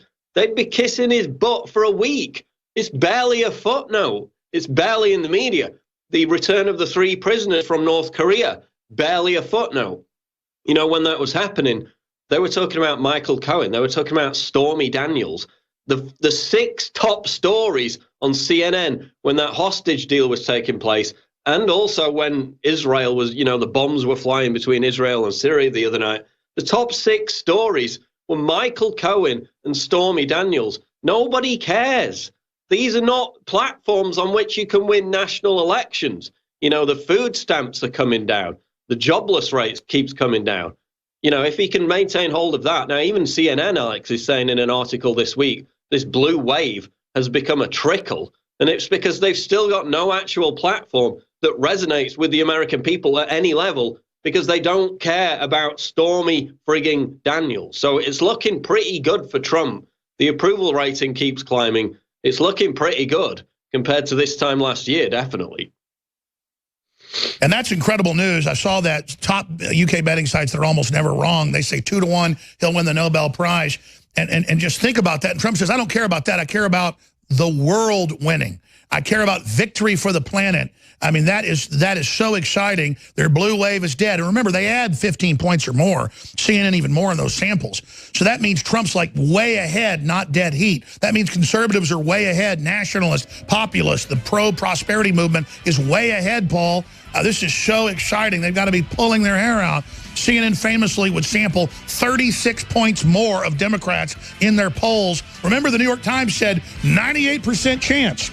98% chance that Hillary was going to win until Election Day. They're a joke. They're a fraud. They're losers. They're scum. And all their money in the world isn't going to buy them control of this country. There's so much to get into. And I'm getting really amazing information here dealing with what's happening in the White House. The president's surrounded. There's going to be massive attacks against Eric Prince in the next week. Not good. So-called QAnon asked, do you want to play a game? It's not a game. And then it just goes into the point being the White House chain of command, mainly Bolton, was the wedge there. Trump surrounded, impossible job. That's from a real source. And all we're trying to do is turn the economy back on, and we see the insanity. Paul, have you seen Maxine Waters? I want to play the longer clip now in context. Some people are like, oh, what was he saying? Must have really made her mad. This congressman is talking about, we need to stop all this racism. We need jobs. When you're on a Detroit assembly line and you're a man or you're a woman or you're black or you're white, you're just people all together, and there's not a bunch of racism, because there's not. And she flips out and says, I don't like this Make America Great Again stuff, and gets really, really rude. And the speaker does admonish the Republican for kind of looking her way and saying something to her. She's famous for yelling at everybody. And then she says that, oh, he's not admonishing the white guy. So have you seen this incredible footage, Paul?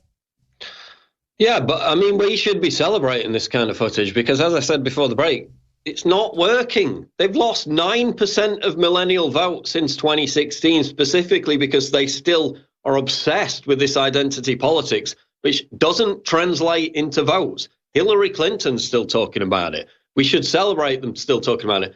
Bernie Sanders, the people from his school of thought, though we may disagree with it vehemently, they know, and Sanders has said it on several occasions in the past, they know this identity politics ticket is never a winning ticket. So we should be applauding this kind of speech. We should be applauding Hillary Clinton talking about it because it doesn't work. It hasn't worked. And the polls show that it won't work in 2018 and in 2020. It's a losing game. Paul, I want to go ahead and play some of this because I want it to be in context when Maxine Waters goes completely crazy. She's talking to this congressman. And again, I basically paraphrased what he had to say, but I thought that we should actually have what he said in context. Representative Mike Kelly and her bizarre response. Maxine Waters explodes on House floor. I resent making America great again. You cannot make up this type of statement. Here it is. Thank you very much for giving me some time. I know I just heard the phrase that I am appalled by what's taking place on the floor today. I would tell you, I join in those comments, and I really do believe that. For a person whose family's been in the automobile business since 1953 and sold thousands and thousands of cars to people of any color, it doesn't matter the color of the person buying the car. Do we match them up with the transportation need that they were looking for? And were we able to arrange financing that was affordable to them? You cannot be in business for 65 years doing it the wrong way. And to impugn the integrity of the automobile people is absolutely beyond reproach. And so if you run out of facts, I guess the next thing you have to go to is discrimination. And when we talk this way, it is Let's hit pause for a minute. Yeah, in the context, the Democrats, because there's hours of this, had been complaining that people aren't giving black people car loans. If anything, the car dealers are predatory to everybody, trying to get you to take as big a loan as possible. That's how they make their money. They don't like it when you come in and buy a car cash. Again, and she knows that. She's filthy rich. Anyways, let's go back to it. Let's divide them. Let's try to separate them. The color of the skin, the shape of their eye, their gender. Let's make sure that we can make every statement possible to show that there are bad people out there doing things to other folks. And it's only by discrimination that these things get done. I will tell you, I am greatly offended as a member of the automobile industry and as someone who has served thousands of people. If you think the dealers are that bad, please go to your hometown and look at the Little League fence and find out whose name's out there. Look at your high school programs and see who it is that's funding all these things. Go to any charity and see who's on the list of who takes care of people. To sit here today and have to listen that somehow this is discriminatory just adds to the fact that when you're out of facts, when you don't know what you're talking about and what you've never done, not one of your people have ever been on the floor and had tried, not this floor, I'm talking about the automobile floor. You know an awful lot about laptops, but you know nothing about blacktop. You get on that floor, you get on that lot, and you work with people to make sure they can have affordable transportation. Affordable transportation. Rather than this person trying to arrange financing by himself or herself, we rely on a dealer who has great heft within the financial community and to talk to lenders and say, we have a great customer here who's looking to buy a car. We need you to work with us to get them in this transportation. How in the world can you reduce this down to discrimination?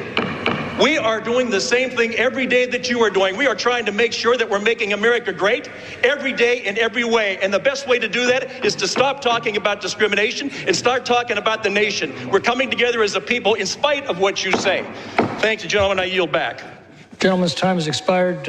Members are reminded to address their remarks to the chair. The gentleman from Texas reserves, the gentlelady from California. Thank you very much. The gentleman, Mr. Kelly, please do not leave because I want you to know that I am more offended as an African-American woman than you will ever be. And this business about making America great again, it is your president. Pause again. Yeah. Back it up 5 seconds. Lady, if America's so horrible, get the hell out.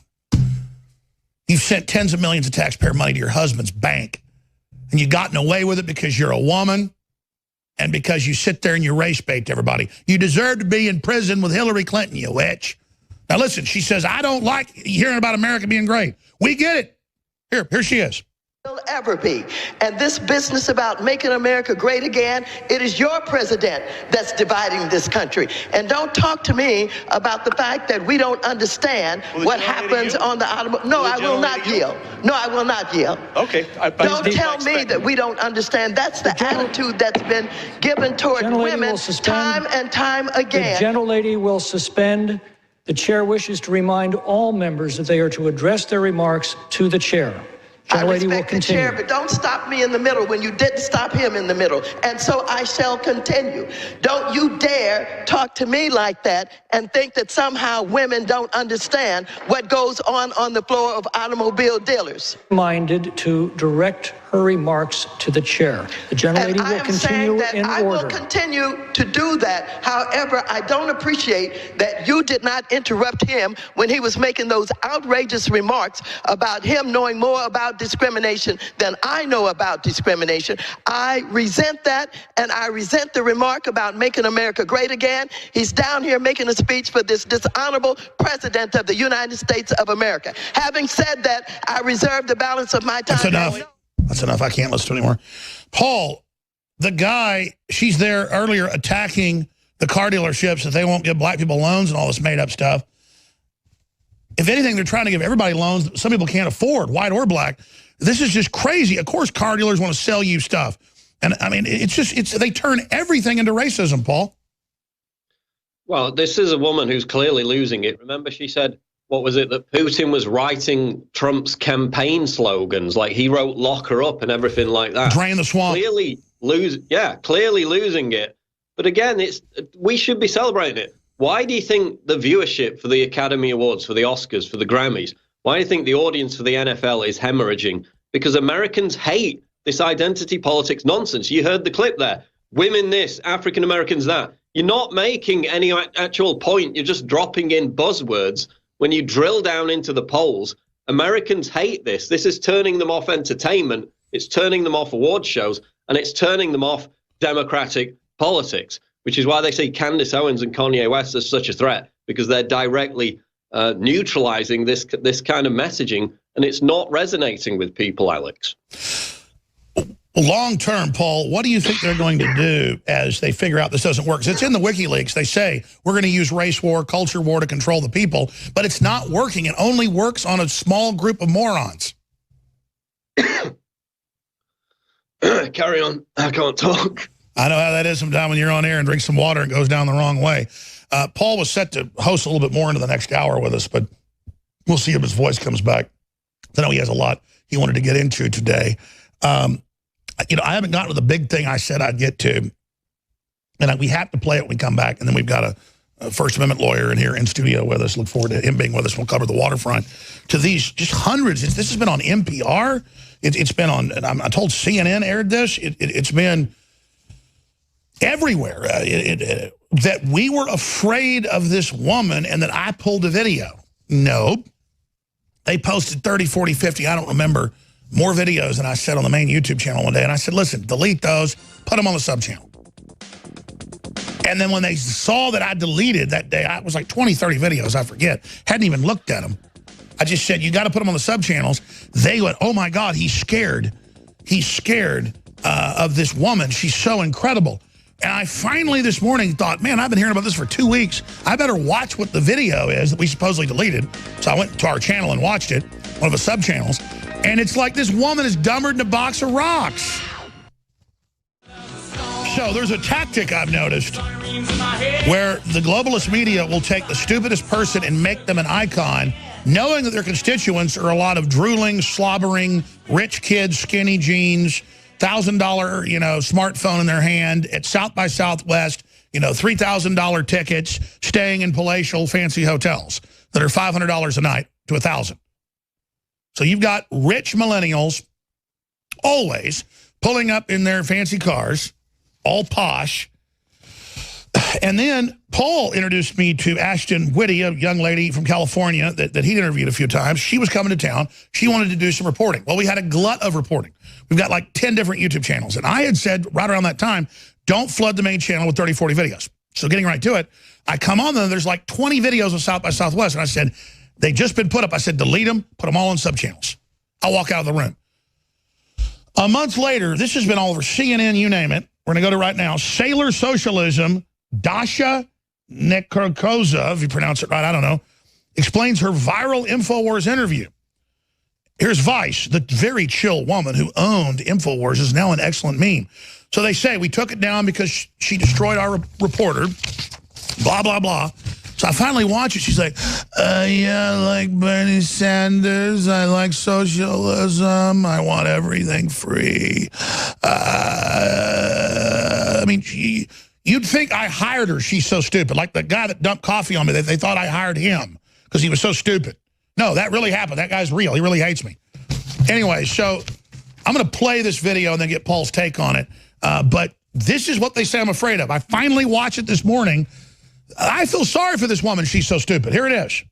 Hi, are you a fan of Bernie Sanders? Yeah, I am. What do you like about him? That he's a socialist. Why is socialism good? Are you like, I don't really want to do this. What is this for? We're asking people why they like Bernie Sanders. For InfoWars? Yes, we are InfoWars. I think he has a lot of integrity. I like his value system. I like what he stands for. Exactly what values? It stands for? Eating the rich. Eating the rich. Well, are you aware that Bernie Sanders lives in 3... She's taking a drink off her $5 latte while she looks at the expensive smartphone at a very expensive deal. And it just gets worse. I mean, and then they say, I'm afraid of this? I'm going to have this tattooed on my brain. Here it is. Well, are you aware that Bernie Sanders lives in $3 million homes? No, I was not aware of that. Yeah. And are you aware? I'm going to ask you something. So if they're about eating the rich, why do you think so many of the 1% support socialism? Is that true? It's very true. Like who? Well, for example, you know Venezuela, right? Heard of it. A majority of the country is currently eating rats, while their politicians are drinking champagne on a daily basis.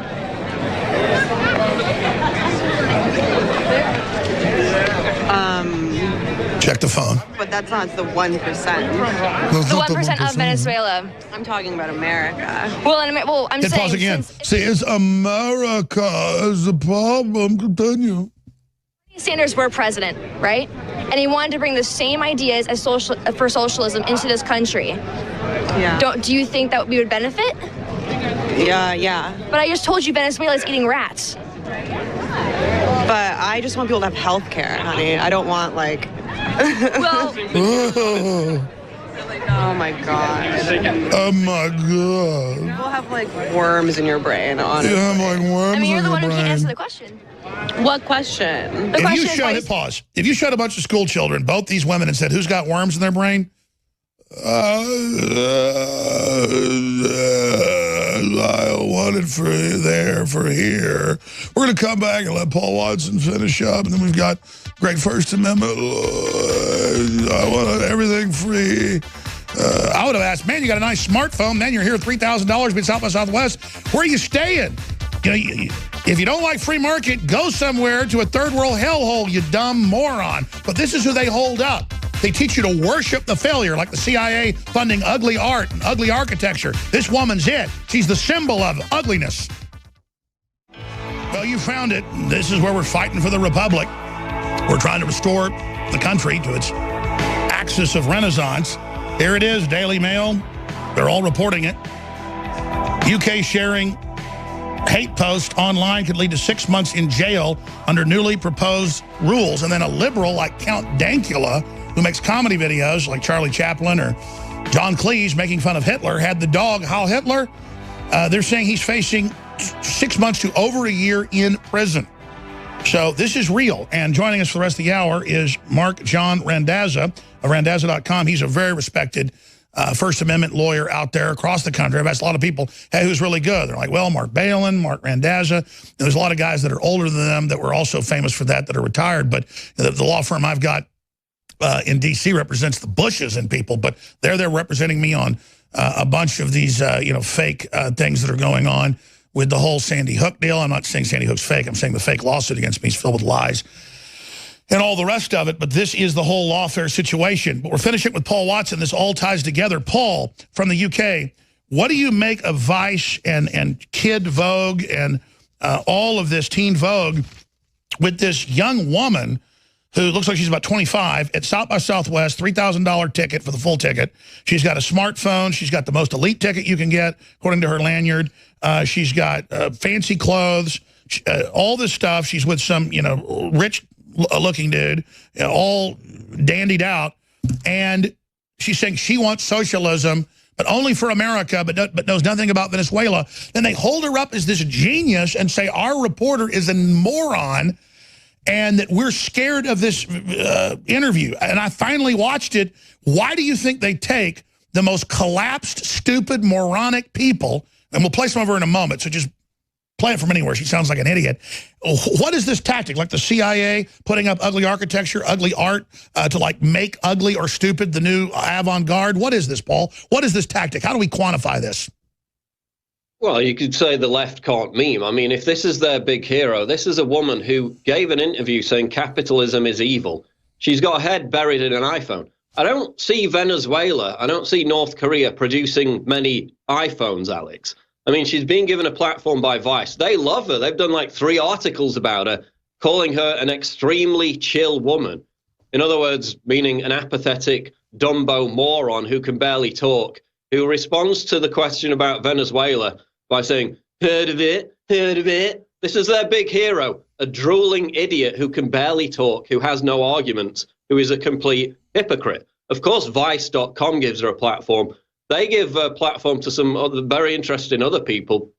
Todd Nickerson, the admitted pedophile, he's still on Vice.com. You remember Salon.com reported on him, gave him a platform, gave him several articles, deleted the articles out of shame.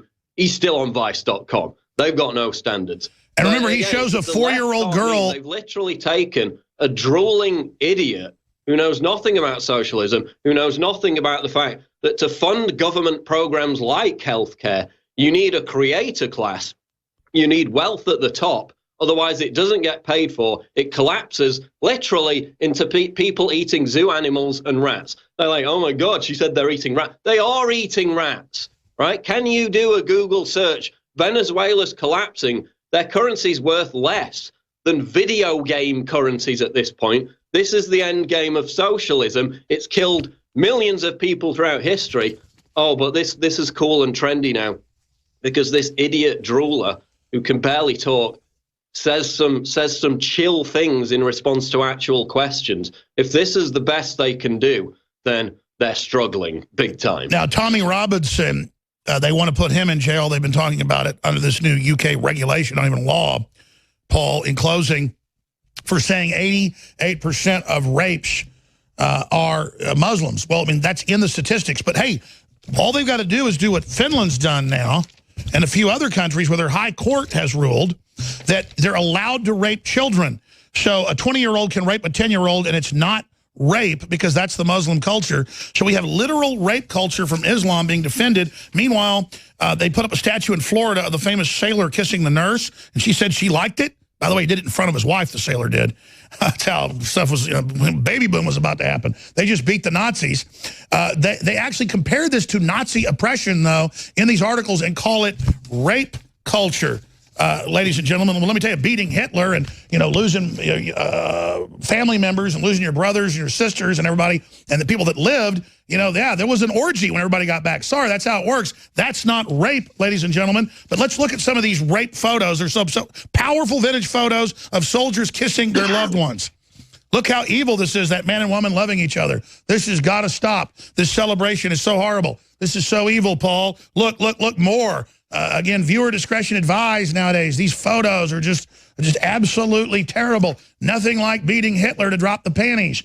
I mean, that's what's going on here, ladies and gentlemen. But on Twitter, they compared me to Hitler for tweeting some of these out, Paul. Closing comments on that, my friend. Well, I mean, we had a situation in Britain where they banned a beach body ad of a toned, fit, athletic woman because it was body shaming and replaced it with these 3 obese land whales who are going to, unfortunately for them, have premature deaths. This is the complete reversal of sanity. This is anti-woman. This is anti-human. Everything they do is an absolute despicable reversal of logic inflicted upon us. What can we expect at this point? It's absolutely incredible. Well, in every culture, when you lose millions of people, there's a baby boom right after. That's called instincts.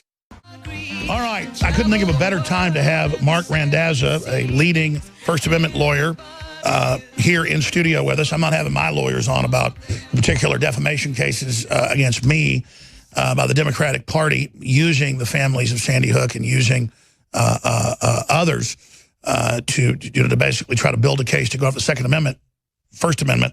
But at the same time, more and more people are recognizing this is happening, and InfoWars has been chosen as the test case. But there's a lot to cover. In Europe, Mark, we were talking during the break, you wrote a story for CNN.com about Count Dankula, who's a comedy guy. Again, John Cleese, all the other famous comics did their Hitler jokes. They've had Sarah Silverman do the Hitler jokes on late night TV, but he did a Hitler joke, and he's been convicted and is facing up to a year in prison for having his pug Heil Hitler. Yeah, for a hate crime. Which is absurd. I mean, this guy had his girlfriend has a little pug dog that she squeals all the time about how cute it is. It annoys him, so he decides he's going to do something funny and teach it how to do a Nazi salute. A dirty trick, yeah. Yeah, I mean, you got to admit, in the scheme of like trolling your girlfriend, it's somewhat brilliant. My wife pied me this morning. She wasn't mad at me. She just slammed a key lime pie into my face. All right, it means something else to my clients, but okay. But yeah, anyway, this is it's just, messing with his girlfriend, and they decide that this is a hate crime? Why? I mean, it's absurd, but it is this view, this idea that really, it bothers me when one side of a debate decides that it can't win in the marketplace of ideas, so it just says it's going to try to win through suppression of those ideas, even jokes about it. I mean, this is nothing but a joke. Any idiot could see that. And for the prosecutor to even bring the case, much less for the court to convict him, I think it's a travesty in a country that's supposed to be a democratic society. And here's the thing. This is mechanized. It's organized. It's moving. And just to be clear, I wouldn't pick the weights up in the garage because I use that as a gym.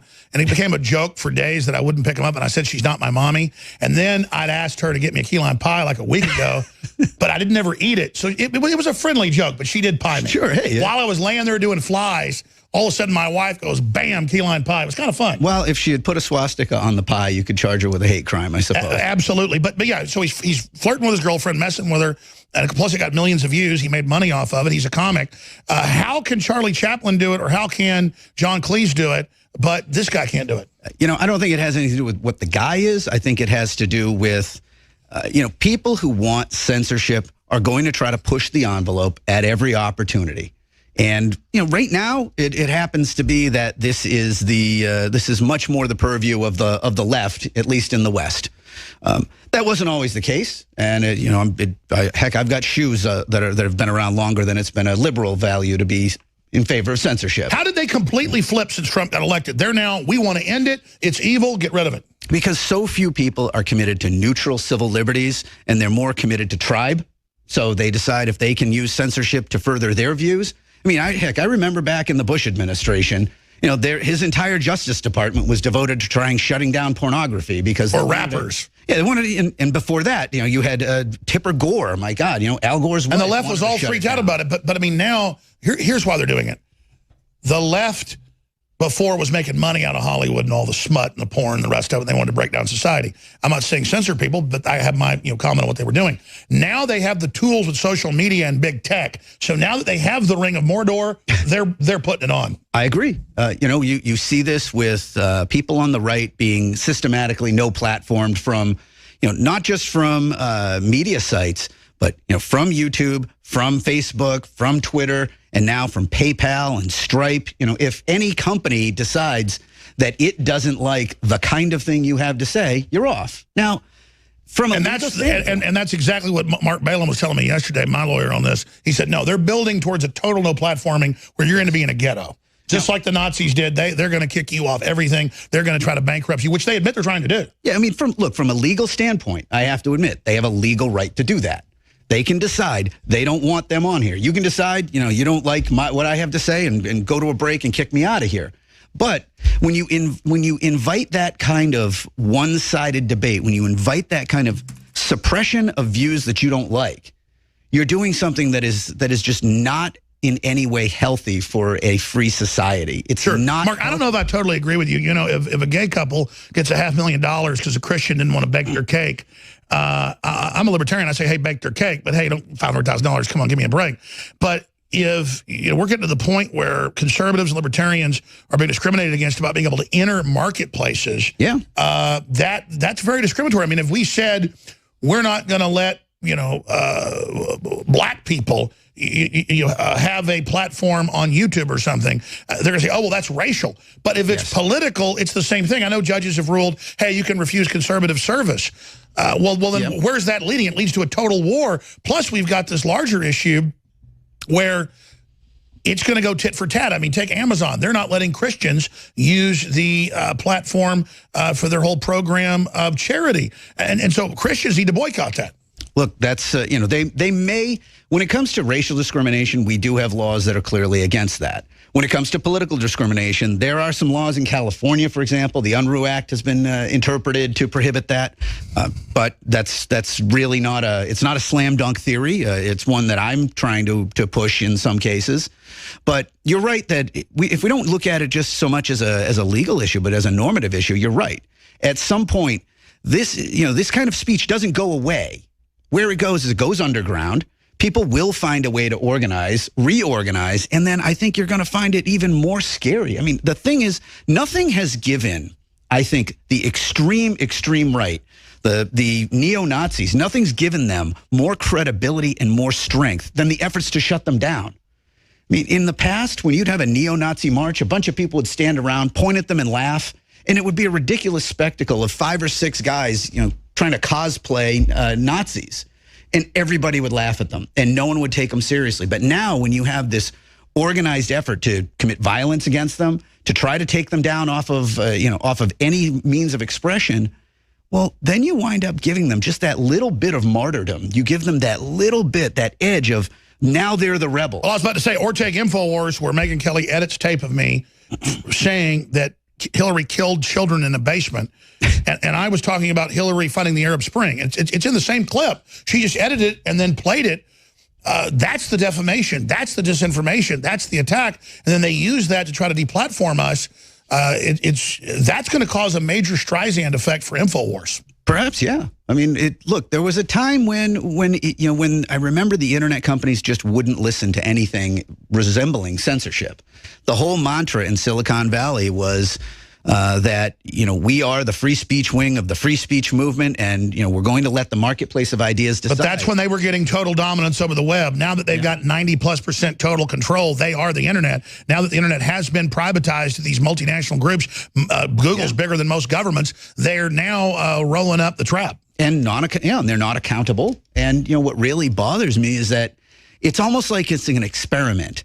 Let's see if we can do it to the far right. Let's see if we can do it to Klansmen and Nazis. Because if you can do it to them, you can do it to anybody. Well, that's how it was in Nazi Germany. First they went for this group, then that group. That's how authoritarians always work. It's a formula. It's in the WikiLeaks. Mark Randazza, stay there. We're going to come back and talk about solutions.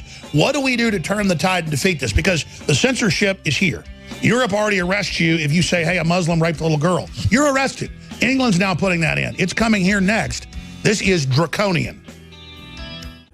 I was talking to Mark Randazza during the break, and he dropped a bombshell on me, and I just pulled up the news article here. The American Bar Association is saying that if you make politically incorrect statements, according to their definition, you will be disbarred, not just in the practice of law, but in your own life. That is an end of the First Amendment. This is a clear assault by the big corporations, the institutions, the tech giants, the old media that's falling apart, the old political guard, to absolutely bully everyone into submission. And Mark, I didn't even know about this. I mean, this is just incredible that this is happening. And you were saying when you take a political test, you're right smack dab in the middle, you know, of the liberal column. And, and I've known about you for years. I know that. But you're a First Amendment guy. And all these lawyers I know, liberal and conservative, my local Austin lawyer, very liberal, very good guy, Eric Taub, he was telling me that he's never seen the corporations, the law firms, the companies, the individuals so scared and just saying we have to do this. Well, this is total bullying. That's what political correctness has become, where there's always more you've got to do. Now they're taking, you know, mankind or humankind, you know, out of the national anthem of Canada. They're taking mother and father off the forms because that's a hurtful word. I mean, is there any end as the scourge of the political correctness and authoritarianism of the universities, like diseased tumors busting open and metastasizing? Look, it's a requirement of orthodoxy. And that's one thing I've never liked orthodoxy. You know, the fact that I do seem to be, you know, if I plot myself, yeah, I do wind up right smack in the center of the liberal field. And the allure of the old left was that it wasn't orthodoxy. No, it had room for debate. You know, these are the people that there was a time when communism was something that we wanted to suppress here, and it was the old liberals that said, wait a minute, there's room for the philosophy that killed 90 million people. There's room for the philosophy of Stalin and Mao in our society. There's room for that because the marketplace of ideas will discredit it. And to the extent it doesn't, I mean, heck, even they might have one tiny shred of something that might be true that we take out and use as our own and get rid of the rest. But that's just not how people want it now. And that's what troubles me. You know, when you talked about this ABA rule, the American Bar Association has been trying to push this Rule 8.4G, which would require lawyers to always be politically correct. I mean, I could go into bore the that would turn it into a full-bore cult. Yeah, I mean, I could bore the hell out of your viewers with the legality. No, this is huge. This is one of the biggest guilds, biggest professional groups in the country. One of the most powerful things in the world. Yeah. And they're saying you will adhere to whatever our new doctrine is. And not only in the practice of law, but anything connected to it. So, for example, I'm on your show right now, and I'm a lawyer. This is connected to the practice of law. You're going to be criticized for coming on. Oh, yeah, that's already happened. But I'm also pretty sure you're not winning the Political Correctness Award this year. You know, I could be disciplined under 8.4G if any of the bars that I was a member of had adopted it. Fortunately, to this day, so far, I believe only Vermont has adopted it, which is a little strange. But you know, Montana and Tennessee rejected it. Nevada's taken it off the table. So people are pushing back. It's not as terrifying because lawyers are looking at this. Arizona's currently considering it. So if you're a lawyer in Arizona and you want freedom of expression, point is there's an iron, to quote Churchill, guys try to pull up Churchill's Iron Curtain speech. There is an iron curtain descending down now across Eastern Europe. And the evil Soviet Empire is expanding, and they are destroying free speech and censoring. Yeah. I mean, this is an iron curtain descending. You know, it's almost too bad that the Iron Curtain fell, I've said sometimes, because it gave us at least this negative example of what we did. Exactly. Don't be like that. Yeah. Because now we're becoming that. Because it was, you know, it was one party rule, one way of thought. You know, yeah, you could be a dissident in East Germany. You could do that. You wouldn't get ahead. You wouldn't get into colleges. You wouldn't get the jobs you wanted. And that's the new system they're setting up here. Right. And you know, when you think about, just think about like communist East Germany. In America, we're going to live like, sorry, go ahead. But also, you know, at the time, we also said We wanted to fight. We put everything against that because we wanted this freedom of thought. We wanted this freedom of expression, and we didn't want to live in a surveillance state. And now we've voluntarily given so much more surveillance power to the 650 area code than we ever would have tolerated under the Stasi would drool over what we've given to Silicon Valley as far as surveillance powers. And now we've also got that coalescing into a way to suppress political thought. And are we surprised that Germany 3 years ago began hiring senior former Stasi to run Facebook censorship program and to call the police? No, not at all. I mean, I think the Stasi would be absolutely at home in Silicon Valley today. Well, when we talked about England, because it's already happened in Europe, if you criticize Islam or gays, 6 months in jail. And now it's happening. Sure. And, but I say even if that criticism is unfair, even if that criticism is wrong, mean, bigoted, so what? Because are these bigoted ideas so scary to these people that they can't stand in opposition? Well, but it's even worse. It always only expands. They're just setting the precedent with what sounds popular. Oh, let's ban the Nazis. Next, it's, we're going to fire this police chief. He reported that 92% of the rapes in Stockholm are for Muslims. I mean, and of course, like you said during the break, first it's we can hit Richard Spencer in the head. I don't like Richard Spencer, but no, don't. But next, hit anybody you want in the head. Well, first it's everybody thought it was funny when you said, hey, it's okay to punch a Nazi.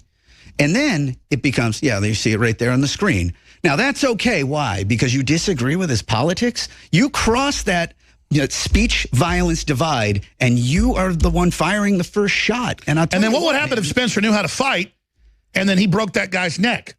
Well, then was it okay you got your neck broken? These rules are there to protect you people. Honestly, had that happened, maybe the world would be a better place because the kid with the mask, I think, should have had his neck broken. But, that's not what happened. But then it expands, right? It's edgy and great and gets you adulation down at the local Starbucks when you say it's okay to punch a Nazi.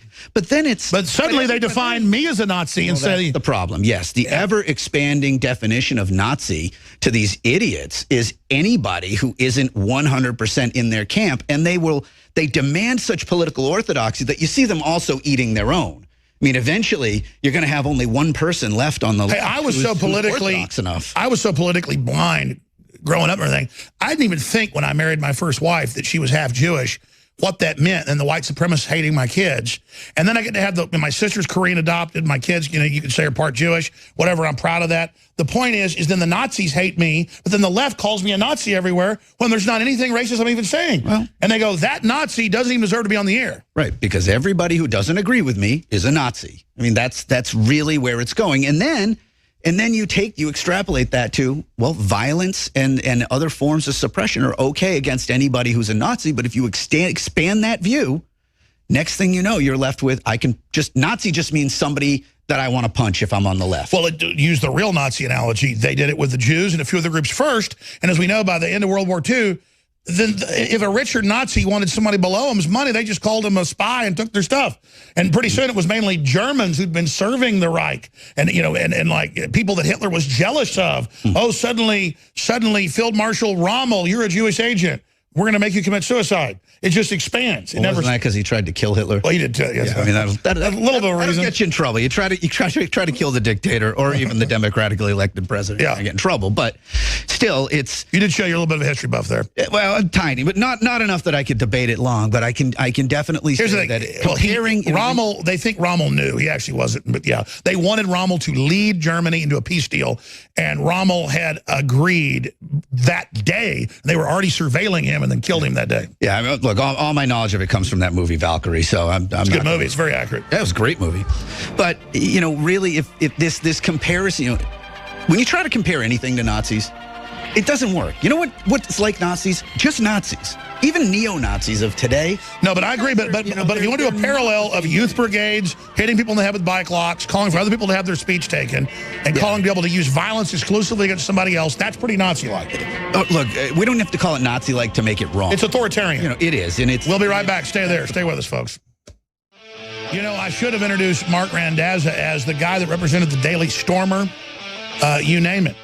And, you know, there he was with a Jewish lawyer and a gay lawyer. He was just telling me during the break, representing this guy.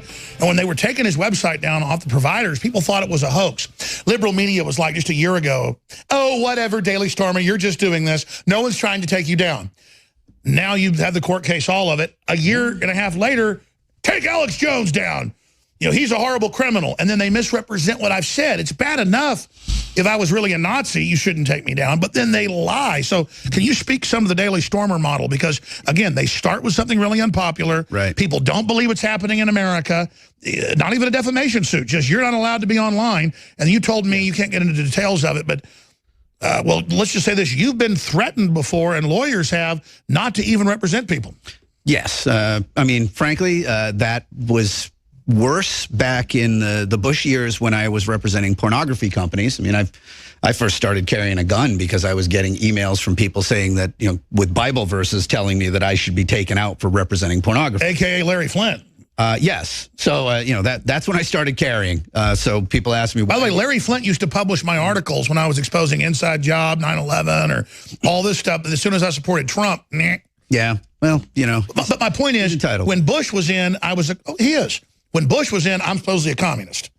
And then now that Trump's in, I'm this right-wing Nazi. Well, that's, you know, that's a good sign. All right, if the political winds shift around you and you are nailed down to this rock of neutral civil liberties, I think that's a good place to be. Unfortunately, there's not too many people clinging to that rock.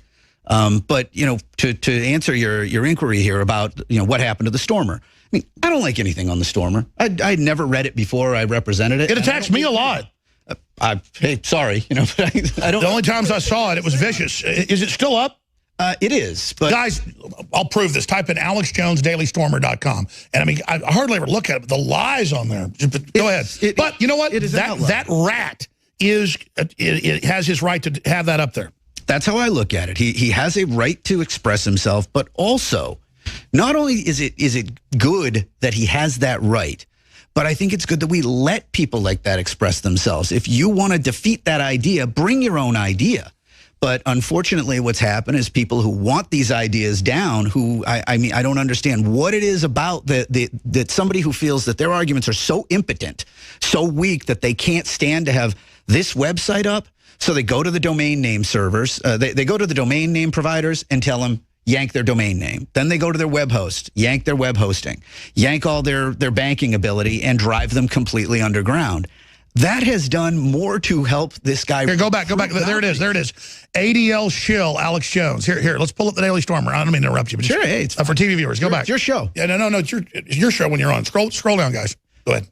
Yeah, see, I mean, look, all of this, if this is, you know, if this here, you look at this, and if you can't combat that with your viewership, and you can't combat that through arguments that you can make on this show, then, you know, that doesn't say a lot about you. And frankly, you can. I mean, this is. Well, I'm kind of upset. Silly. Used to, he attacked me more. Some of these aren't even that mean. Maybe maybe he's woken up. Here, let's go back. A picture of you. Oh, I was just saying I'm a fat ass. Here, go back and show some of the older articles. Scroll down, because I know I saw stuff on there before it was mean about me.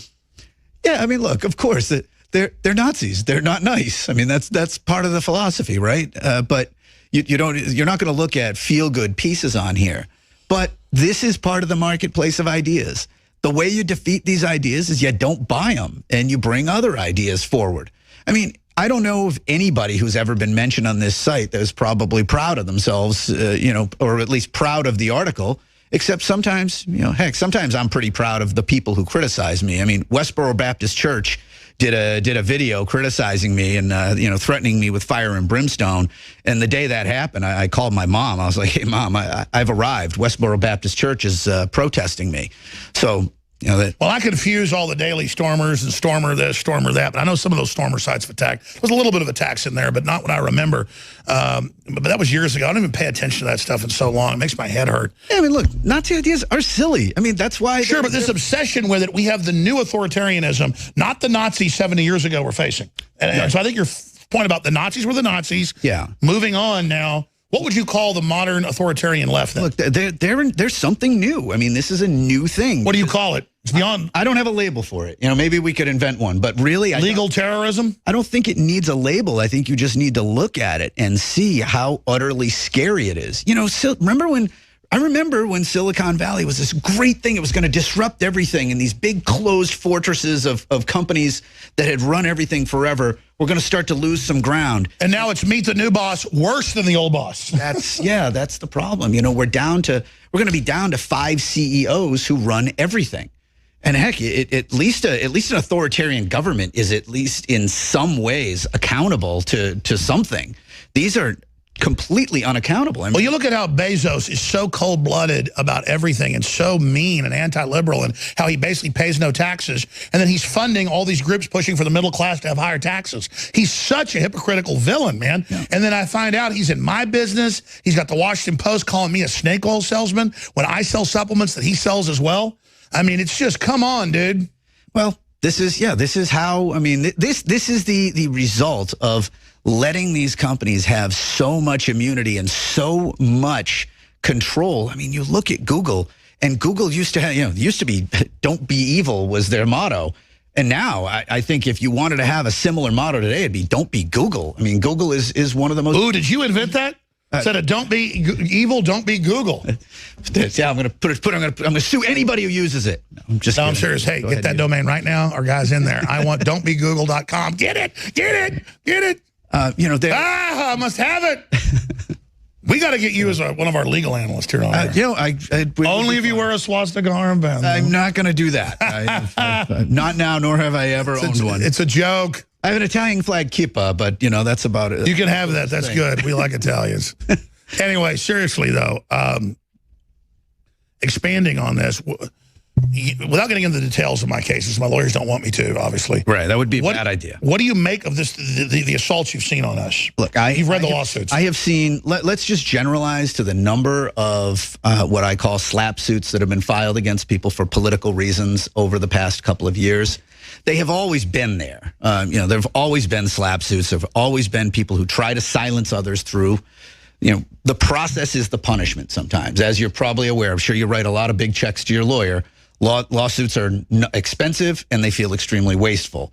And at the end of it, you're drained, and that's the whole point of it. I see this happening, not just to you, but to a lot of people politically on the right.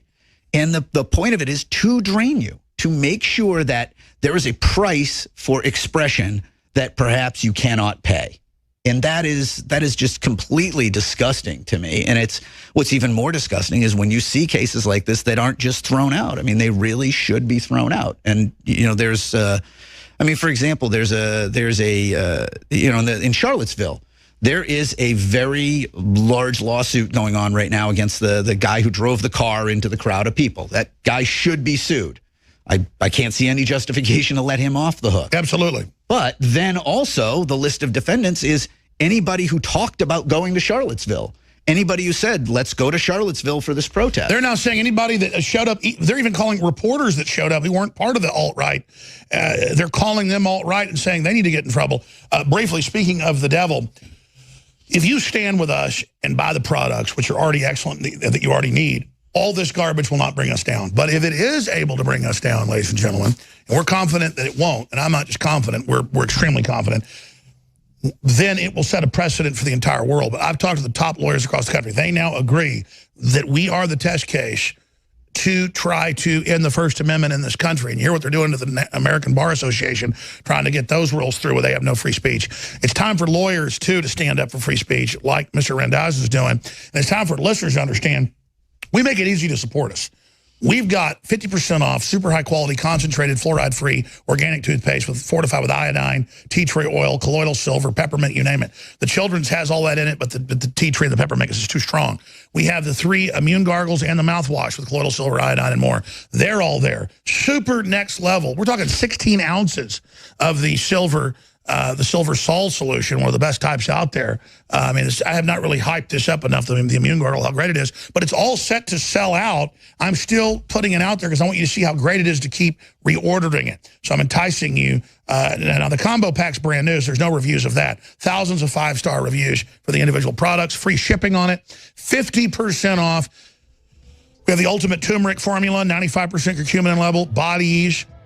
amazing. If you know about turmeric, if you don't know about turmeric, learn about it. 50% off of that right now and a bunch of other specials. The DNA Force special, 50% off, is going to end on Monday. Forgot to tell you that, so take advantage of that. Now stronger, DNA Force Plus. We've got hundreds of great T-shirts that help spread the word and reach out, and it's kind of choose your own adventure, what's going to happen when you wear one. It's all there at InfoWarsStore.com. Stay with us, hour number 4. Well, Mark Randaz's a great First Amendment lawyer, one of the top guys in the country, writes great articles even for CNN.com, fighting for the First Amendment. He's a real liberal. Because I used to be on the fence, part conservative, part liberal. I'm a libertarian. They used to call me all these names, and now here we are. They're trying to end the First Amendment, and Mark Randaz is one of the only liberal lawyers. I've talked to a bunch of them, and they say, listen, Alex, at the ACLU, you name it, they said, we agree with you. They go, this is off record, obviously. I'm not going to say the names. Yeah. But they say, we agree with you. This is a really dangerous climate. It's like a 500-year flood, and we've been told by our boards and everybody, do not support you or any conservatives. Well, that's shameful. And so you guys ought to know, if we fall, you're next. I mean, it's just obvious. Yeah, well, look, the ACLU gave up on the First Amendment a long time ago. It's not new that they've given up on that. And that's back to what I said earlier in the show, is that people are, instead of siding with neutral civil liberties, they're siding with tribe, and you can't do that. Right now, the ball is in the conservatives' court. My tribe is the Bill of Rights. Don't people get that's the real universal system of freedom? That's what I believe in, and that's what but when I hear people, I hear people that are conservative now saying, well, we've got to play by their rules. We've got to bring the same thing to the left that they're bringing to us. I think that's the censors win idea. It's a really bad idea. And behind the scenes, News Corp has this new CEO. He did a big article 3 months ago saying we're going to ban Alex Jones and WikiLeaks. Once the precedent's set, we're going to end the free internet and we're going to make hundreds of billions. And he bragged he just met with the Silicon Valley heads and they agreed. Yeah, and that's a scary, scary future, because if Silicon Valley, let's say if Google can just say it's going to completely wipe something off the internet because it doesn't agree with its politics now. And it's very easy to do that when it's a Nazi. Because who's going to stand up for the Nazis besides some freak First Amendment lawyer like me? Other than that, there's going to be a very small group at that pity party. But you know what? When you can take that political group and get rid of them, why can't you then get rid of somebody who simply opposes your candidate? Why can't you one day, hey, Larry Page decides he wants to run for president? And that's obviously the goal here. I think it is. Total power. The idea is control. I don't think you're ever going to see Google or Facebook or Twitter manage themselves ethically in any way or neutrally in any way. No, they are going to pick and choose winners. And right now, it's real easy to say it's just these people that a lot of people hate. But it's going to get less and less. Just like it was okay to punch a Nazi, now it's okay to punch a Republican. And here's the coup de grace, the final blow. Apple and all these companies are now finally agreeing to China and censorship and reporting Falun Gong and Christians who have their organs taken. And Apple is now in China and just has new terms of service where the Chinese government gets the keys to everybody's iCloud. This is Reuters. So imagine if big tech is signing on to communist China, they'll sign on to anything. Oh, yeah. Look, the way the Chinese system is, it's funny that we have the biggest communist country in the world has, through capitalism, simply become a capitalist authoritarian state. And I feel like we're going the exact same direction. We're just coming at it another way. I mean, ultimately, whether somebody's so-called free or communist really is of no distinction. It's how much power you've given to these authoritarians in a small group of authoritarians that can make it that the wheel just can't spin anymore. And if you look at Davos, they admit they go, we're technocrats. For 5 years they've been saying this. We don't want elections. We'll just run your country. They're so arrogant. Yeah, well, like, oh, Bezos, you'll just run me. Thank you. You're so nice. Sure, why not? I mean, when you can have unfettered wealth, and unfettered control. But this is where the crazy liberal in me comes out. Maybe it is the profit motive that causes this to happen. Well, you have so much wealth that you can have incredible wealth for people at a base level. They don't even understand there's other stratas above them. So that gets consolidated and then takes out the lower strata. So it's like Victor Hugo said, prosperity makes monsters, adversity makes men. Yeah, I mean, and the way that this concentrated wealth, just kind of it can warp democracy in a way that like a black hole warps light. And that is something that I think we're really missing if we're not. I already knew about your great work, but I'm impressed. I can't wait. You're going to come on the War Room, really raise the alarm, coming up in 1 hour, and then we're going to meet about some other stuff. Mr. Randazzo, thanks for coming in. Hey, my pleasure. Hey, QAnon, the new fake hijack QAnon is attacking us. We're going to blow it wide open straight ahead. All right. Well, QAnon's been around for about a year. Got real big in the last 8 months or so on these different message boards online. And some of what QAnon said was accurate. Some of it wasn't. I mean, by December, we were going to have, Hillary Clinton in a FEMA camp. That hasn't happened. They'll put out a photo of Singapore and saying, here's where the meeting is going to be 2 days after it's announced. So that's the latest thing. We give you sources like Dr. Jerome Corsi, who's written 3 #1 New York Times best-selling books on elections, gotten elections changed, won elections.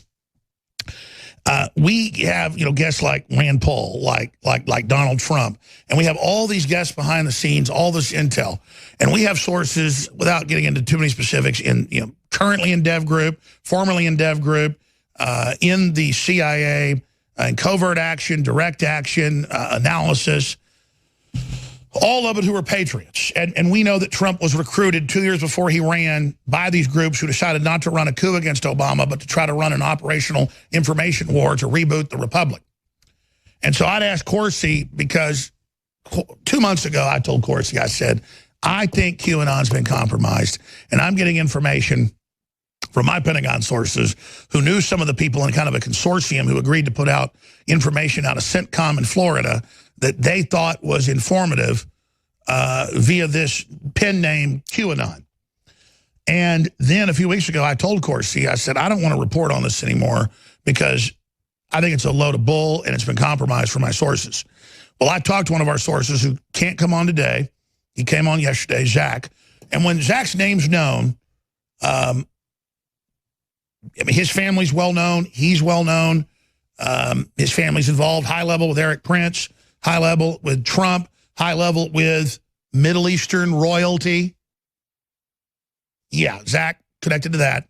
So you talk about go-between in Libya and Saudi Arabia and Morocco and everywhere else. I mean, Zach's been in the newspapers. He's been on TV for 10 years. So this is a real guy who the FBI really comes and grabs him off airplanes and really sends him to CENTCOM. And there's patriots that want him to say what he's saying, but others that don't. So that's a real guy. And the same, not Zach, but someone else in the State Department, White House Connect, said on March 8th, the video's up there, said, Alex, they've already agreed in the meeting a few days ago in North Korea with the intelligence chiefs that they are going to tacitly agree to giving up the nukes and reunification and in 10 years and starting with the coal plants and all of this because Trump's really going to hit them in March, in late March if this doesn't happen. And Kim Jong-un has unconditionally rolled over as long as there's a public statement that we're not going to invade them. And as long as they're given those guarantees by the South. That all came out a month later. And I was asked, why am I being given this? Well, so we're credible when it happens and so people know we're the real folks. By the way, watch out for QAnon. That's in March, and I'm skiing with my daughters. And I've got high-level people, and I'm going, this shouldn't be over a regular phone. They go, we don't give a damn. The president knows what you're doing. This is what's going on. And I'm like, well, Corsi likes QAnon. They go, well, yeah, some people in the White House say that. Earlier, it might have been good. You need to get away from it. So I've been on air saying, I don't agree with QAnon. Well, QAnon, whoever it is on a message board, I'm a real person. I'm Alexander Emmerich Jones. I've been on air 23 years. Hillary Clinton calls me the dark card. I'm being sued by George Soros. Being sued by Georgetown University, run by the current globalist pope. I deliver. I'm for real. I'm committed. Everybody knows it. I'm world famous, not bragging. I got 5 billion views on YouTube. But let me tell you, fancy pants, dandy pants, QAnon, whoever they says they are. I used to always say about Anonymous. People are like, do you like Anonymous or not? Anybody can put on a Guy Fawkes mask. My son, that Q It Up, did one, Rex Jones, Understanding Terrorism, something like that. Rob Dew will have it. My son told the truth in that piece he did. The first piece he ever did. I said, is this guy an idiot savant? He did a better job than I could when he was 10 10 years old. He's 15 now, already bigger than me. Or like the secrets of terrorism or something like that. So, of course, he's going to take over the rest of the hour. It's just anybody can put on a Guy Fawkes mask. Was QAnon real before? Yeah, I was told it was a group of guys doing it. And then it changed. And then this morning, I was talking to one of those guys, not Zach, but another person, while they were playing golf. They're like, yeah, no, we were involved in that earlier, just putting down our comments on what's going on, but we haven't been in control of this for months. And so I don't know how it got compromised, what went on, what happened, what's going on. It's that QAnon and this big phenomenon, if you talked about it, suddenly YouTube, Facebook, and Twitter would let you promote it. And I was like, that's funny that they let this stuff go viral. They're not shadow banning us. And that's when I really got concerned. And then I was told by people, yeah, watch out for it. So I want to move on from it. I'm not going to sit here and have some fight with something called Q that's on message boards and that it speaks with all the gravity of the universe. I told you Trump was going to win. He did. I told you we were going to restore the republic. It's happening. I told you the jobs would come back. It's happening. I told you Trump would start talking about global peace and victory for the world, 1776 worldwide. It's happening. You ever see QAnon's face? You ever have the president on his show? The president call up to congratulate his wife when they get married? I'm not bragging. I'm real. Corsi's real. You can sink your teeth into us. So Dr. Corsi, I know you're going to cover it when you come back. You're welcome to get into it. But I guess whoever this new Q guy is, he says we're hate mongers. He talks like the Southern Poverty Law Center now. Well, I think it's pretty humorous actually. This psyop that is now Q has decided that the best way to advance the music, is to get all these people hating us. So they have a piece, a disinformation piece they published, Alex, on you and me. And this Q has just posted them, post 1339 and post 1340. So this is supposed to draw out an army of haters. I'm just now capturing all their hate messages. A lot of them are, scatological. I mean, these are, if this is the group that Q wants to recruit, you're not recruiting the highest and the best. And if he wants to divide those of us like you and me, Alex, who supported Donald Trump, the 2016 election, and turn the movement against us and other Trump supporters, I think it's pretty obvious that now Q's true role is coming out. And Q talks like the Southern Poverty Law Center or ADL now. And let's understand that. We helped get Trump get elected. Now this imaginary person is the Trump defender. It says we're bad. Good luck with that, Southern Poverty Law Center. This is Jerome Corsi, and I'm going to have the next hour here where we can look at some new developing intelligence that I think is important to understand the most critical developments going on in Donald Trump's basically defense of his presidency. I'm seeing, by the way, we've got just these new posts from Q attacking Alex Jones and me directly. I think this is a psyop operation. We're not going to discuss it at length. I'll discuss it on Twitter.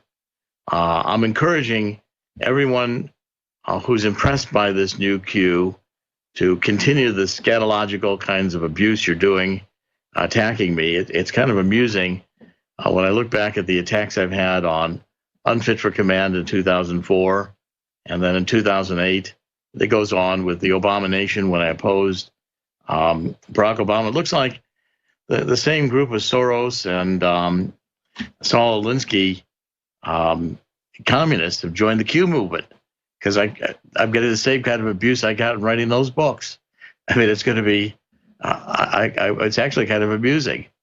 And if this is what Q wants for his supporters, if this is where Q is headed, I think it's just proving the points that we're making today, and that this is not a way to support Donald Trump by dividing the movement, by getting one group of extreme haters to express their views in terms that would not be allowed at any acceptable party or gathering. I mean, these are, if this is the nature of what the Q support is all about, I doubt if Donald Trump would want to have anything to do with it. So go ahead and distinguish yourselves. I want to watch it all day, and I may toy with it for a while, bat it back and forth, and see if I can't get it to go into even more of a frenzy. But you're doing a pretty good job with it right now, Q supporters. Just keep at it. I'm having a good time with it, and we'll, I'm sure you're going to ruin me just like they ruined me and Unfit for Command and my 30 other books. This is not my first rodeo through this hate campaign, but have at it. Let's see how good you guys are. Now, what I really want to take in this hour is really not to waste time with more false Q stuff. You guys can all figure it out yourself. I decided for myself that I was done trying to support Q. I think when it did change, or when I perceived a change, I'm not going to support a psyop that's designed to divide the movement and destroy Donald Trump. I'm going to now continue with what we see as real information here to bring this to you in a current basis, because I don't think we need Q any longer to really give us open source information with riddles. There's an article that's been posted by Zero Hedge, and it's keying off of a very important article that's on the Wall Street Journal. And as many of you know who've been following the investigation of Mueller into the special prosecutor, and issues arisen in which the FBI and the Department of Justice is refusing to turn over to Dennis Nunes in the House Intelligence Committee and to the Congress in general. It looks like maybe up to 1 million pages of FBI and Department of Justice records. And in fact, Rosenstein went on record as saying that he wasn't going to be extorted. He was not going to do anything that he needed to do, that he was compromised the agency, et cetera, et cetera. Well, what it turns out, I think, and this I think is really the shocking part of this, is that there is it is now clearly admitted, Wall Street Journal picked up on it, Nunes has broadcast it, the FBI had a mole inside the campaign of Donald Trump. So the FBI, now we're talking about, again, the deep state conspirators, people like Andrew McCabe, who is number 2 under Comey, James Comey himself, who had to know about this mole. We're also talking about Strozik and Page. Strozik headed the counterintelligence operation. These are all college educated. These are not the FBI that went out and caught bank robbers. And what they decided to do in their New World Order insanity, their want no borders, their love of Hillary Clinton, decided they were going to commit treason. And they got a mole placed within Donald Trump's campaign. Now, what the article, I think, says clearly is that this spells that, in fact, the FBI was spying on Donald Trump's campaign. And it's spying on Donald Trump's campaign. That's never been done by official Justice Department agency personnel in the history of the nation. Not only spying, but then leaking to the press. Committing any number of crimes, using the Fusion GPS dossier, which James Comey told Congress could not be authenticated, could not be validated, as the basis for a agreement, a warrant to go ahead and have electronic surveillance of Donald Trump's campaign. Now, the mole, I think the mole is Carter Page. And Carter Page was a former FBI paid informant. We can see that from 2015. And what his job as a mole, as a spy, was to go into the Trump campaign and talk to everybody he could talk to about Russia. Because you see, under the rules of FISA, electronic surveillance, the warrant was issued only on Carter Page. But anybody Carter Page talked to, including Jeff Sessions or any of the other campaign officials, as collateral, could now suddenly be under electronic surveillance by the Department of Justice. We don't know how many of Donald Trump's campaign were under electronic surveillance, but I bet most of all the top officials. And then the electronic surveillance, we now know, continued at least through an extension in July 2017 that Rod Rosenstein gave it, which means that the FBI and the Department of Justice were conducting electronic surveillance on Donald Trump through the first year of Donald Trump's presidency with the goal of trying to impeach Donald Trump. This is a coup d'etat based on false premises. Now, this is why Rod Rosenstein and Jeff Sessions, and I do not trust Jeff Sessions, why they both want to keep these papers from Congress. Because the moment these papers are at Congress, Congress is going to realize that there's been a conspiracy involving even Mueller, who Comey consulted with after he was fired, as to what Comey should do. And what Donald Trump should do right now in order to preserve these documents, I think, is over the weekend somehow or other secure them so these documents aren't destroyed. There's 1 million pages there. Donald Trump ought to make sure, even if he needs to send in military troops, that these papers are preserved. Because once these papers are made public or made available to Congress, these papers, the Department of Justice and the FBI, Mueller's investigation is finished, and the coup d'etat criminals are going to have to face justice in Donald Trump's counterattack. This could not be more important breaking news, and it's developing right now. This is Jerome Corsi, and I'm doing this hour to try to bring to you some of the most recent intelligence that we're getting on how Donald Trump is planning to fire, first of all, Mueller, the special counselor, secondly, Rod Rosenstein, number 2 in the Justice Department, and third, Jeff Sessions.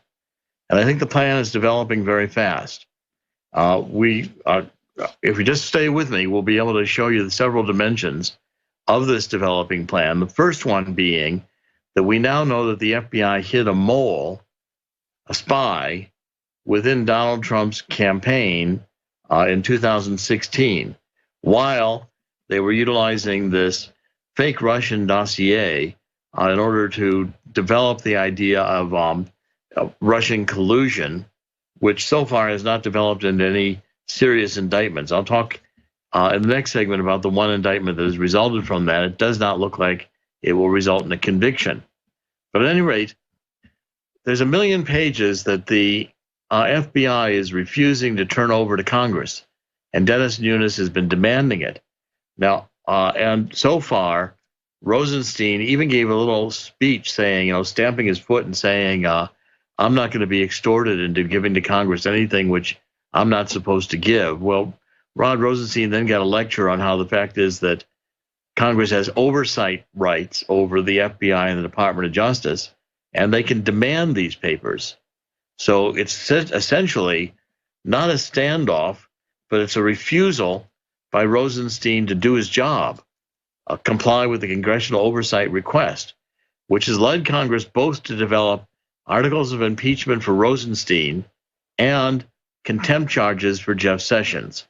Now, why they don't want to turn these pages over is because it's developing a couple of stories. One was in the Wall Street Journal, another in Zero Hedge today, in which Zero Hedge made it clear that in a meeting with the FBI and Devin Nunes, who is the GOP head of the House Intelligence Committee, the FBI blinked, and that allowed Nunes and his staff to begin reviewing these 1 million pages. Now, Nunes evidently figured out the name of the mole.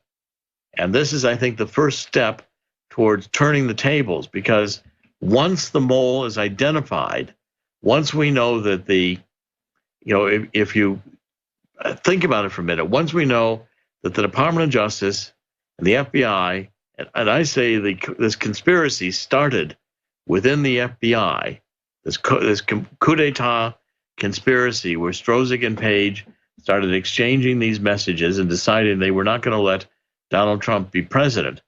Then they advanced this Fusion GPS dossier, which Comey said told Congress under oath could not be authenticated by the Department of Justice, yet they used it as evidence in part of Russian collusion, something which, by the way, is not even a crime. There's no crime of Russian collusion. And now we know they went so far as to put a mole. I think the mole is this Carter Page, who in 2015 had played a role with the Department of Justice in another sting operation on Russia. involving U.S. citizens. Now, this whole plot means that the FBI and Department of Justice went so far as to not only do electronic surveillance of Donald Trump's campaign on a false pretense, but a spy within the middle of them, but continued the electronic surveillance, with Rosenstein issuing a extension of it, July 2017. So they were collecting data, the FBI and the Department of Justice, on Donald Trump's campaign while Donald Trump was president. Now, if we go one level deeper into the story, what you're going to find out, this is where this came in, I think the conservative treehouse did a good job and supports a lot of the intelligence that I've been given about the operation being one that involved the CIA directly and John Brennan specifically, because John Brennan was, I think, the handler of Barack Obama since the beginning. What John Brennan did with his private research firm is they went in, they stole the passport information from Barack Obama so as to sanitize it. This was before the 2008 election. Now, essentially, I think what's happening here is that Rosenstein and Sessions, by trying to deny Congress the right to see these papers, know, as does Devin Nunes and Grassley in the Senate Judiciary Committee, that once the American people know what's in these million pages and the depth of which a coup d'etat, a treasonous conspiracy, was hatched at the heart of the FBI. That's the central premise of my book, Killing the Deep State. You can get that deep state premise in your heads that the Department of Justice, supposedly there for law, went so deeply rogue that they thought they could begin breaking laws in order to get Donald Trump impeached. That's the heart of what we're talking about. And Mueller was again put in place to have the first round in which he was going to impeach Donald Trump. The problem is that Mueller's failed in his assignment because Donald Trump was not guilty of Russian collusion.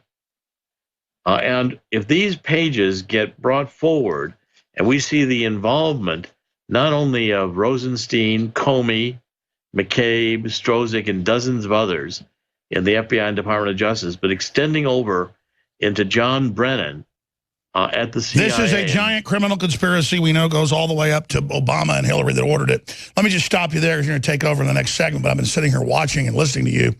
I just wanted to add something here about the whole QAnon thing that I said we were going to get away from. I had a chance to go read that latest work of fiction.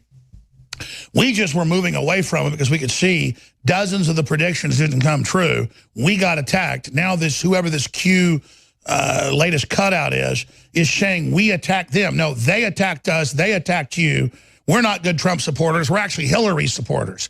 That's why Hillary has people suing us or calls me dark card or all this crap. We're real people. These are our names. We're here. So I demand whoever the cutout is, Q, prove who you are, Q. Prove who you are. Come on the show then, as a real boy, not Pinocchio, but a real boy in the real world. But you have to tell the truth and risk your life yet before the little fairy makes you a real boy. See, Dr. Corsi's a real boy. I'm a real boy. 24 years on air. Corsi, decades fighting the globalists. Best-selling books. One of the top advisors to Lou Dobbs. Exposing the whole New World Order, the whole globalism, worldwide. We're there exposing it with Ron Paul and others, how the whole global system works, how the New World Order operates, how the nation state could be rebooted to come back, and now it's happening. The world us and our listeners built. We're the resistance, and you came along, I know, and you were going to teach us all anonymously on some message board how the cow ate the cabbage, and some of what you said was true, like Trump is going to meet in Singapore 2 days after it was announced. Oh, my God. Here. Let me tell you that tomorrow, Saturday. Wow, I'm Q now. I'm like magic now. I'm a big boy now, too.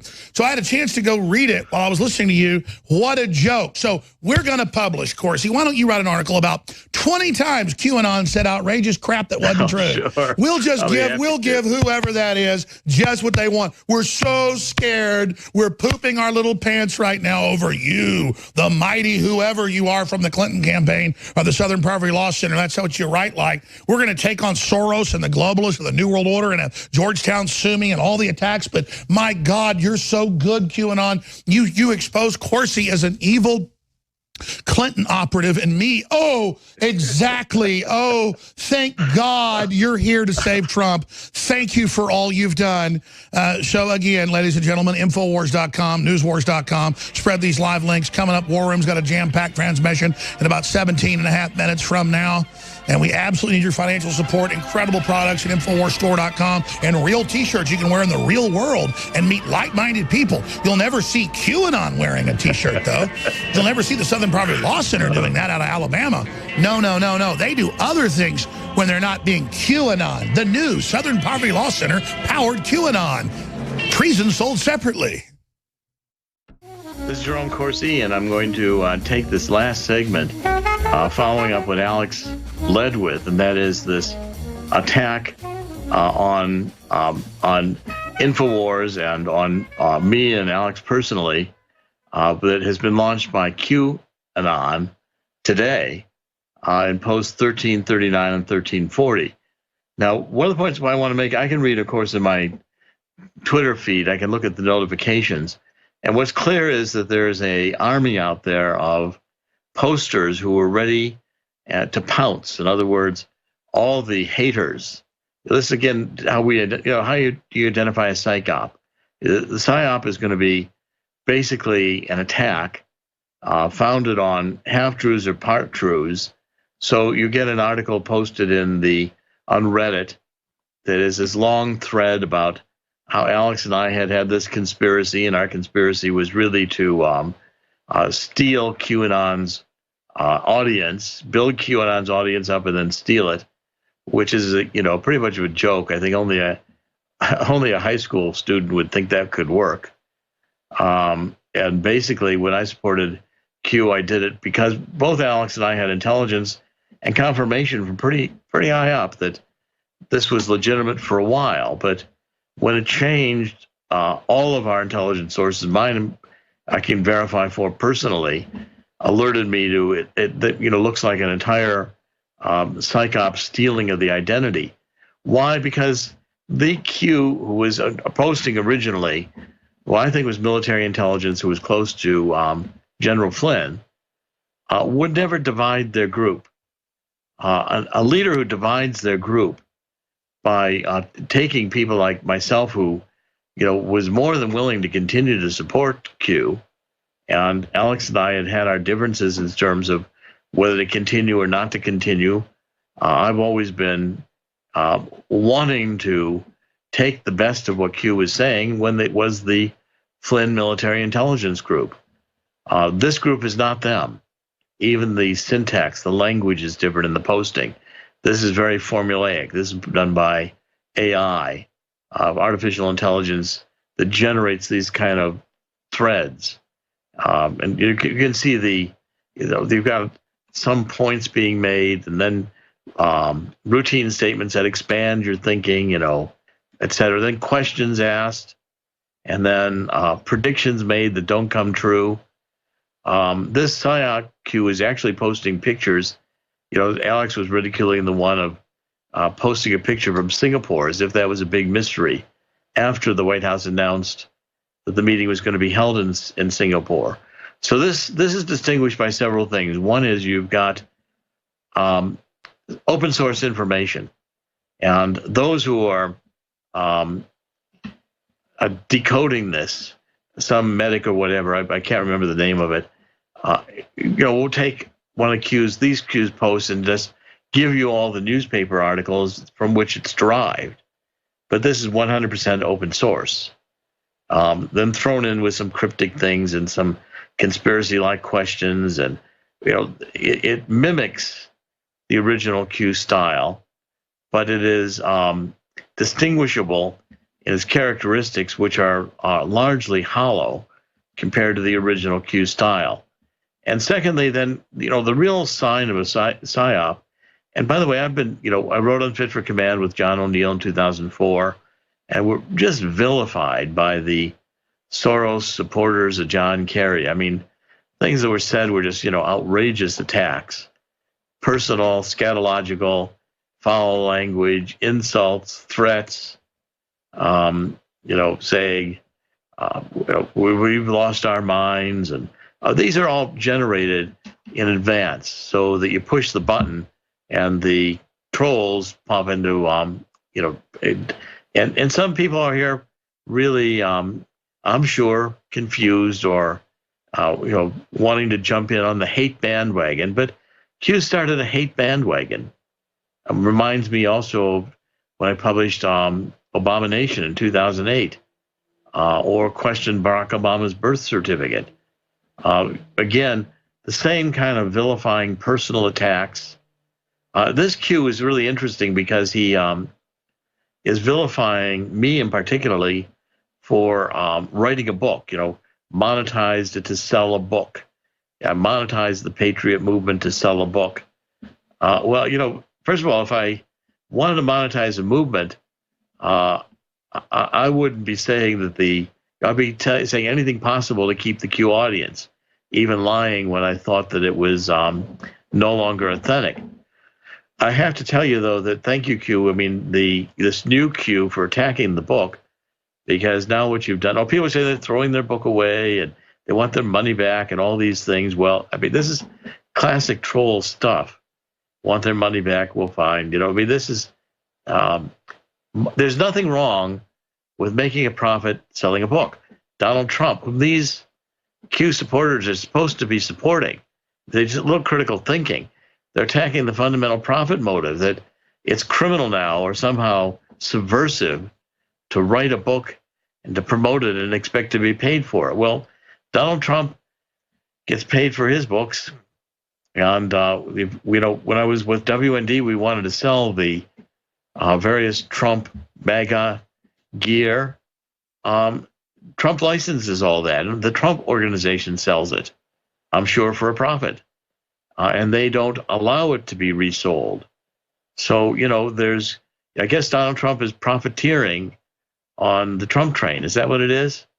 Or is this really basically a socialist attack?